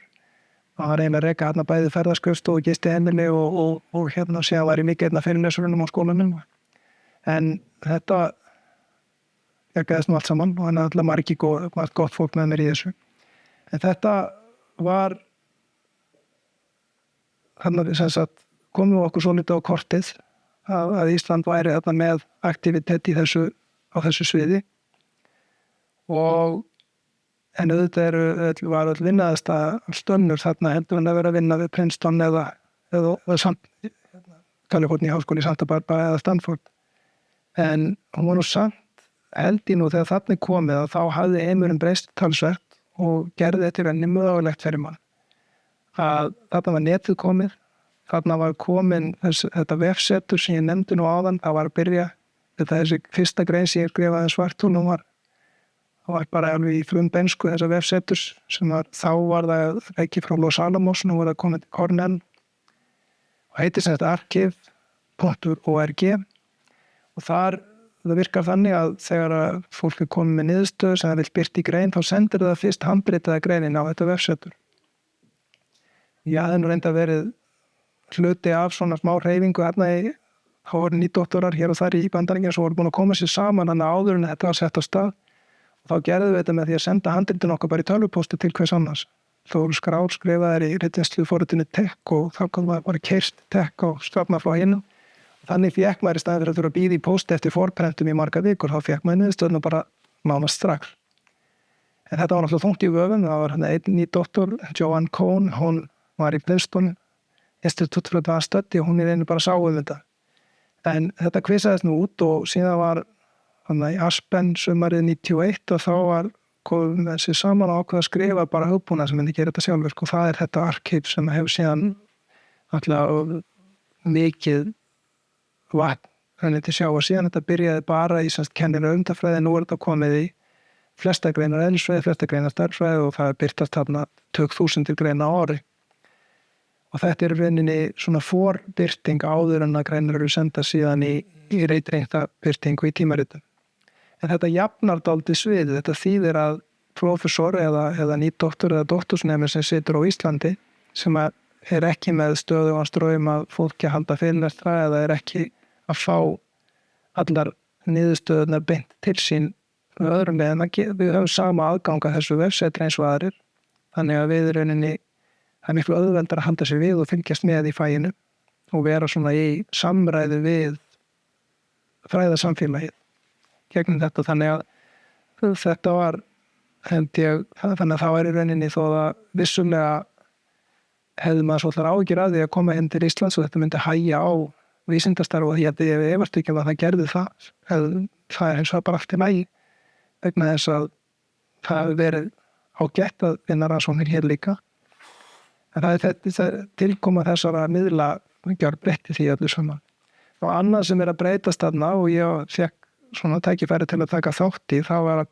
byrja að efla rannsóknuna við Háskóla Íslands við vorum svona íbúið þarna doktorsnámi þú ert nú sjálfur með fyrsti doktorinn er það ekki í kennilega eðlisfræði við Háskóla Íslands og þetta er að gerast þarna í kringum aldamótin nú ég var náttúrulega fleira í gangi ég var með við áttum orðið þarna var komið 2 börn þegar við flytjum heim síðan fæddist það 3. 2001 þannig að fjölskyldan hafi farið vel okkur á Íslandi og hendi betur heldur en það hefði gert í Bandaríkjunum það var nú kannski ekki síst það sem spilaði inn í líka við ákvaðum að flytja en Háskóli Íslands er náttúrulega ekki gallalaus hann hefur var þyngri kennsluskylda til dæmis heldur en hér og svo er náttúrulega fámenni gera það verkum að maður var reyni koni í fleiri stjórnunar tengd verkefni og svona skipulagsverkefni heldur maður hefði kannski þurft að sinna í stærri háskóla þá hefði eins og í Princeton þá hefði ekki kvarla aðneinum að setja mig í ykkur stór stjórnunarverk ég hefði bara ekki fyrir en ég hefði þá þegar og ef ég hefði verið á það fastláðin kennarið þar en hérna þá var það bæði innan háskólans en síðan ekki síður ef við viljum standa í samstarfi eins og norrænu samstarfi eða alþjóðasamstarfi þá er ekki dúlega margir verkin þar þannig að það var eiginlega óhjákvæmilegt að maður tók að sér ég var snemma komin í það var fyrst varamaður í stjórn Nordita sem Norræna stofnunin í kennilegar sem var þá í Kaupmannahöfn, hefur náttúrulega verið mjög mikilvæg stofnun fyrir íslenska ensvæði. Þau eru svona okkar hlið að útlöndum og kannski ennþá meira áður en að netið auðveldaði allt saman. Þannig ég var þar fyrst varamaður og síðan var ég aðalmaður í stjórn og heldur meiri svona átakatímum heldur en ég hefði viljað. Það voru komnar hugmyndir frá Norrænu ráðherranefndinni að losa sig við norrænu stofnanirnar.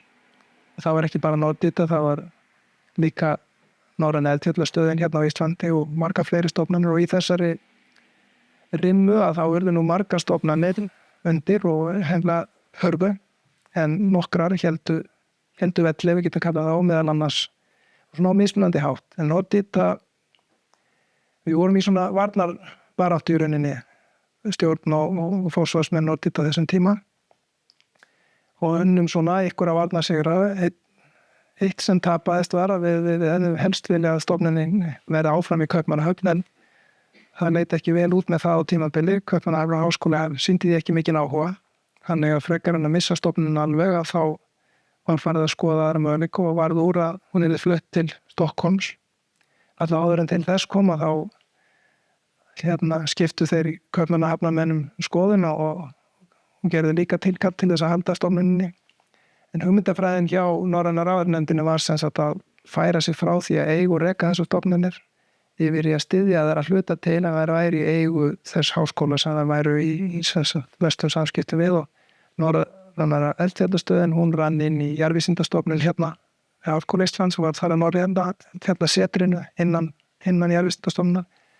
En að Nordita gat haldið svona sínu sjálfstæði að það var hluti af samningunum sem voru gerðir við Stokkólms, þetta var Stokkólms háskóli og tækniháskólinn í Stokkólmi, konunglegi tækniháskóli.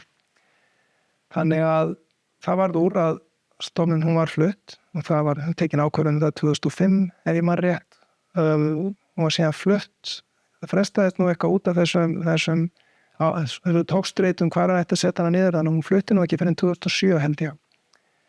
Meðan að hún hefði átt að fara eitthvað fyrr og ég hafði nú barist talsveit gegn þess á vettvangi Nordita og það var svona almenn tilfinning okkar hér heima á Íslandi eðlisfræðingana, þetta yrði ekki gott og það var erfitt að sjá fyrir því hvernig stofnunin myndi lifa þetta af því að það lág fyrir að það myndi bara einn af föstum starfsmönnum flytja með stofnuninni. Það var svona á ýmsum ástæðum sem að hinir þetta flestir voru það reynda að nálgast eftirlauna aldur og hafa bara verið mjög óhagstætt upp á eftirlaun og annað og náttúrulega búin að koma sér mjög vel fyrir í kaupmönnum þannig að þetta leit ekki vel út og ég sagði mig úr Nordita-stjórninu svona í mótmælaskyni eða það var nú eiginlega ekki bent í mótmælaskyni, það var meira það að þegar ég mætti þarna á fyrsta stjórnarfundi í Stokkólmi að þá skynjaði ég einhvern veginn að þessi stjórn sem hafi verið að berjast á móti þessu ferli við okkur fannst við ekki hafa neitt umboð til að fara að stjórna þessari stofnun. Svo ég lagði nú til á þessum fundi að við myndum þá bara hætta og hleypa öðru og nýju fólki að og en það nú ekki alltaf sem það getur leitt með góðu fordæmi því að ég heldur nú bara við tveir sem hættum í stjórnir og ég og norski við vorum yngstu stjórnarmennir og greinilega þeir óreyndustu því að við meintum þessu við sögðum okkur úr stjórninni. En síðan leið nú ekki langur tími og til eitt af því sem ég hafði gert athugasemd við var að þær alltaf ráða nýjan forstöðumann sem alltaf að vera svona bara í hálfu starfi og alltaf að vera annars að vera við sinn heima háskóla og reka þar stóra rannsóknareiningu og ég hafði nú enga trú á því að það geti gengið og það var líka úr að hann í rauninni sást lítið á Nordita þannig að það var orðið ljóst bara strax á fyrsta árið þarna að þetta væri ekki gang og það þyrfti nýjan forstöðumann og þá var ég spurður Þórður Jónsson hefði þá verið fulltrúi okkar í stjórnin og hann kom fékk það verkefni að spyrja mig hvort ég væri reiðubúin að taka mér að vera forstöðumaður í Stokkólm og ég eftir að hugsa málið aðeins að þá gekkst ég inn á það og þá svona kom nýr kafli í og þetta var kannski þetta var hluta til að því þetta var spennandi og áhugavert verkefni og mér fannst nú líka mikilvægt að reyna að gera mitt til þess að láta þetta lánast vel þennan flutning Það hefði líka að gera með þróun sem að orði hérna við háskólan. Ég hefði tekið að mér eða boðið mig fram í að verða deildarforseti gömlu raunvísindadeildar árið áður og nánast leið og ég tók við sem deildarforseti þá komu upp hugmyndir skipulagsbreytingar við Háskóla Íslands þar sem átti að taka inn kennaraháskólann og það átti að gera breytingar, færa áhersluna frá deildum yfir þessu nýju svið sem eru þá nú allt í deglu hvaða nákvæmlega hver samsetningin yrði og þessi deildarforseta tíð mín hann í 1 ár, hún snerist minnst það að stýra raunvísindadeild, hún snerist mest að standa í konar þjarki og samningaviðræður það hvernig þessi verður allt svona komið fyrir og niðurstaðan var nú eitthvað sem að var svo sessat að verkfræði deild og raunvísindadeild eru saminuð á verkfræði og náttúruvísindasviði sem í rauninni var borgi verkfræði deild nýja raunvísindadeild kærði sig og við færðum hver í sínu lagi góð rök fyrir því hversuna þetta væri ekki góð hugmynd. Það er nú þessar deildir höfðu verið eining og höfðu leiðir hefði skilið og það voru alveg ástæði fyrir því. Þá þetta var nú úr samt. Mér rök voru nú reynda þau að það væri líka ekki eðlilegt að vera að skipta háskólanum í einingar bara eftir námsvali 20 ungmenna. Þetta voru allt sem bara fjöldatölur í grunnnámi sem að ég fekk það nú aldrei neitt til að samþykja að það væri það sem að væri lagt í grundvallar. Það virtist nú vera nokkuð ljóst að það var samt. Til dæmis bara gamla raunvísindadeildin, hún var með held í 40% af fjárhagslegum mennsviðum háskólans sem þú taldir raunvísindastofnun með. Þannig að það hefði verið algjörlega réttlætanlegt að hún yrði bara svið sem slík. En hvað er það?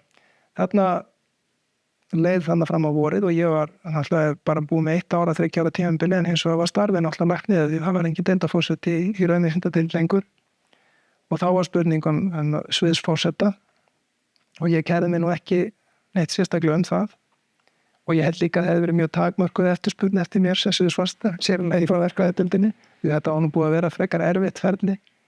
Ég hafði ekkert vel nú verkfræðideildinni bara hið besta og vildi það allan þá að ég var eins og að sá ýmsa svona fann ýmislegt að þessum hugmyndum þessa sameiningu og ég held að við hefum verið alveg sammálað það og síðan var ég ekki sáttur við heldur lendinguna í öllum málum hvernig skipulagið endanum var en þannig að það var úr ég sótt ekki að verða sviðsforseti og rauninni notaði þetta var rauninni kærkomið tækifæri að geta þá bara kúpla mig frá þessu öllu saman. Það myndi líka þá í þessu nýja skipulagi væri ég ekki að þvælast fyrir sem fyrirverandi deildarforseti sem hafði haft ykkur aðra hugmyndir þannig að það var ágætt. Þannig að ég flutti þarna og samferði fjölskyldinu og Þóru að koma með til Svíþjóðar. Við fluttum út þarna sumarið 2008 korter fyrir hrun eins og þeir segja stundum. Ég held nú reyndar að maður hefði haft ykkur einsýn í það þá hefðu við nú haft meira með heldur en fara töskutnar. Það tekið bara fjör með líka en það nú hendur saga. Ekki það að við fórum ekki sérstaklega illa út úr þessu hruni með við marga aðra en samt þetta var svolítið áfall. En tímasetningin á því að fara til Svíþjóðar var náttúrulega ágætt þessu leyti líka. Og þetta gerði það líka þetta nýja skipulag og þessa nýbreytni allavega háskólanum miklu erfiðari að fá hrunið í fangið leið og átt að fara að reyna. Þetta átti í rauninni að vera, þarna var verið að blása til stór sóknar sem að segja engin varða því að fólk bara þurfti að berjast við að halda í horfinu. En ég kem til, við förum út og ég tek þarna við þessu starfi, þannig held ég ekki gert mig grein fyrir því alveg hvað ég var að fara út í. Þetta var ansi mikil vinna og margt sem þurfti að gera. Stofnunin það var búið að tryggja inn í fjármagn í 1 ári viðbót eftir að ég rauninni, þetta voru væntingar að það yrði framhald á því en það var ekkert sem myndi gera þetta sjálfum sér. Þannig að mitt fyrsta verkefni var að tryggja áframhaldandi tilvist stofnunarinnar gegnum fjárveitingar og þá þurfti maður að herja á því að Norrænu ráðherranefndina á háskólan eigendurna í Svíþjóð á sænska vísindaráðið og svo fór ég ferðaðist ég öll Norðurlöndin að reyna að samferða vísindaráðin eða rannsóknaráð hinna Norðurlandana að þetta væri eitthvað sem myndi vilja setja eitthvað pening í. Það gekk svona upp og ofan. Í flestum tilfellum held ég hafi nú verið svona alveg opið á það að starfsmenn Norðurlanda getur sótt styrki. það gekk eftir mest að kosti sem meðumsækjendur bæði í Noregi og Finnlandi og hérna á Íslandi líka. En auðvitað beinar fjárveitingar var ekki að hafa frá rannsóknaráðunum. Þannig að þetta var heilmikill barningur. Og hitt náttúrulega sem þurfti að gera samhliða þessu var að tryggja stofnunin dafnaði faglega á þessum nýja stað og næða skjóta rótum. Og það var náttúrulega mjög spennandi verkefni og ég var náttúrulega heppinn að hafa mjög gott fólk með mér í því. Bæði voru fulltrúar háskólana í Stokkólmi, eigendana, þeir voru studdu mjög vel við það sem ég var að gera og síðan þessi fartraðan í starfsmaður sem fór með Axel Brandenburg, stjarneðlisfræðingur, hann var til þessum þekkjan að hann leipa til allra verka og hann bar þessar stjórnunar byrði mjög mikið með mér og ég náði nú svona þeim árangri miskusti þarna fyrsta áruna, við náðum að tryggja fjármagnið áfram, við fengum annan 3 ára samning frá ráðherranefndinni fengum og þar fylgdi með sem sagt vilyrði frá háskólanum að halda áfram sínum stuðningi. Ég fékk stuðning heldur minni en ég hafði sótt eftir en þó verulegan frá sænska vísindaráðinu og síðan fórum við að reyna að byggja strúktúr stofnunarinnar, koma okkur upp nýjum hefðum. Það voru margar hefðir sem voru eftir í Kaupmannahöfn. Við vorum þarna í nýjum byggingum og svolítið dreifð. Vorum dreifð í tveimur byggingum þegar ég kom þarna af. Og þegar ég hætti 6 árum setna sem fórstjóri þá vorum við komið í 3 mismunandi byggingar en þá var í bígerð að væri verið að byggja nýtt hús þar sem við myndum komast inn all stofnunin á eitt stað og það hefur gerst núna, það gerist núna bara á síðasta ári. Og svo þurfti náttúrulega mannskap. Þannig að ég fekk kannski stærsta og mikilvægasta verkefni til framtíðar sem ég hafði þarna var að stýra, ég var náttúrulega ekki að ráða því beinleins en ég var að stýra ráðningaferli fyrir fasta prófessora. Þeir eru náttúrulega ekki margir og svona stofnun, þeir eru höfðu aldrei verið margir. Við stefndum að því að vera með 3, hugsanlega 4, með þá fjárveitingar sem við höfðum og þar var bara 1 í stjarneðlisfræði þannig að það vantaði og það var við vorum bæði með stjórnin og svo var ráðgjafarnefnd sem að ég kom á hún var nú komin áður en ég tók við en ég svona kom starfennar kannski í betri farveg þannig að við fengum ráðgjöf að við ættum að koma okkur upp prófessorstarfi í stjarneðlisfræði og í öreindafræði áður en við héldum lengra þá við byrjuðum á því að auglýsa starf í öreindafræði.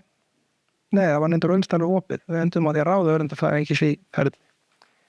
Og þetta tók náttúrulega langan tíma, það voru margir sem vildu. Þetta náttúrulega voru störf sem voru eftir svona verð. Það var stofnun jafnvel þó hún lifðum náttúrulega á fordri fræg þarna talsvert.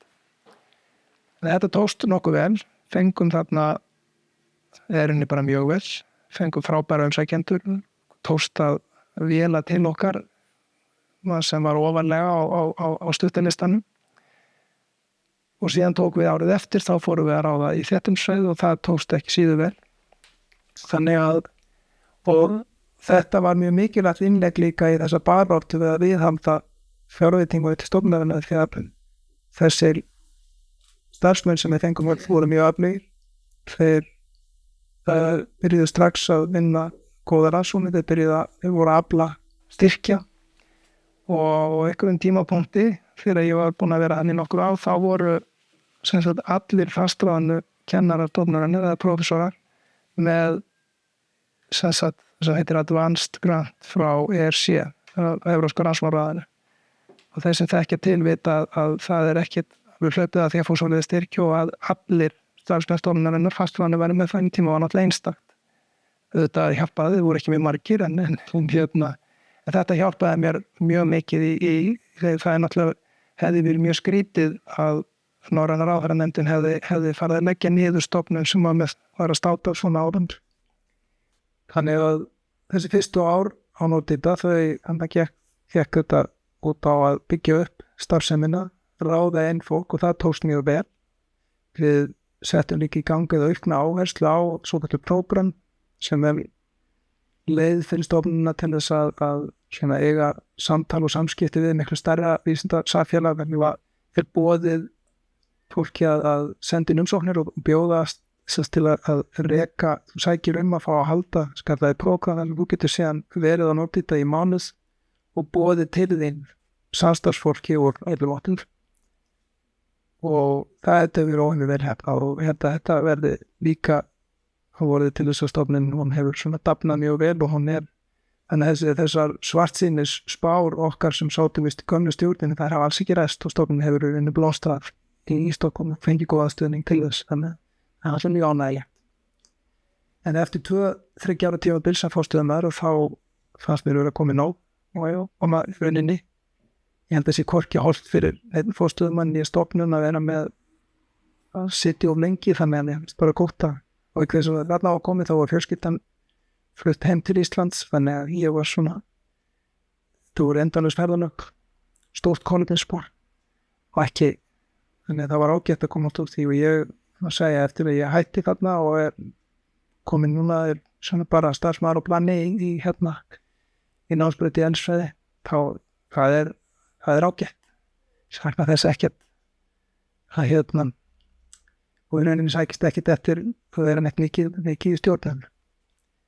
Þannig að þegar ég horfið fram á við að þá myndi ég gjarnan vilja fá svona aðeins meiri tíma í rannsóknir, maður hugsa alltaf þannig þetta átti undir manni sjálfum komir en ég hef verið svona frekar þunga kennslu akkurat núna síðustu missunin en það er tímabundið og það hefur tekist hérna heima að byggja upp svona hóp með 2 kennarar, Valentína Tjagrakko er prófessor í stærðfræði og hún er að vinna í strengjafræði og hún er að koma með þáttinn hópa nýdoktorum og doktorsnemum og 3 doktorsnemar núna nýlega sem byrjuði að hjá okkur en hérna fyrir 4 mánuðum síðan og þetta hefur náttúrulega verið hægt með stuðningi frá rannsóknarsjóði, Vísinda- og tækniráðs og frá háskólanum þannig að ég er nú alveg bjart í það og við getum haldið uppi merkjum kennilega eða svæði áfram með Háskóla Íslands þó auðvitað hefur maður alltaf búmaður og barma sér á köflum en þetta hefur rauninni gengið bara betur hendur en maður hefur þórað að vona á þessi hópur okkar þó hann sé ekki stór og þá það virkur og hvað maður hlakka til að hitta þau og ræða við þau með þessu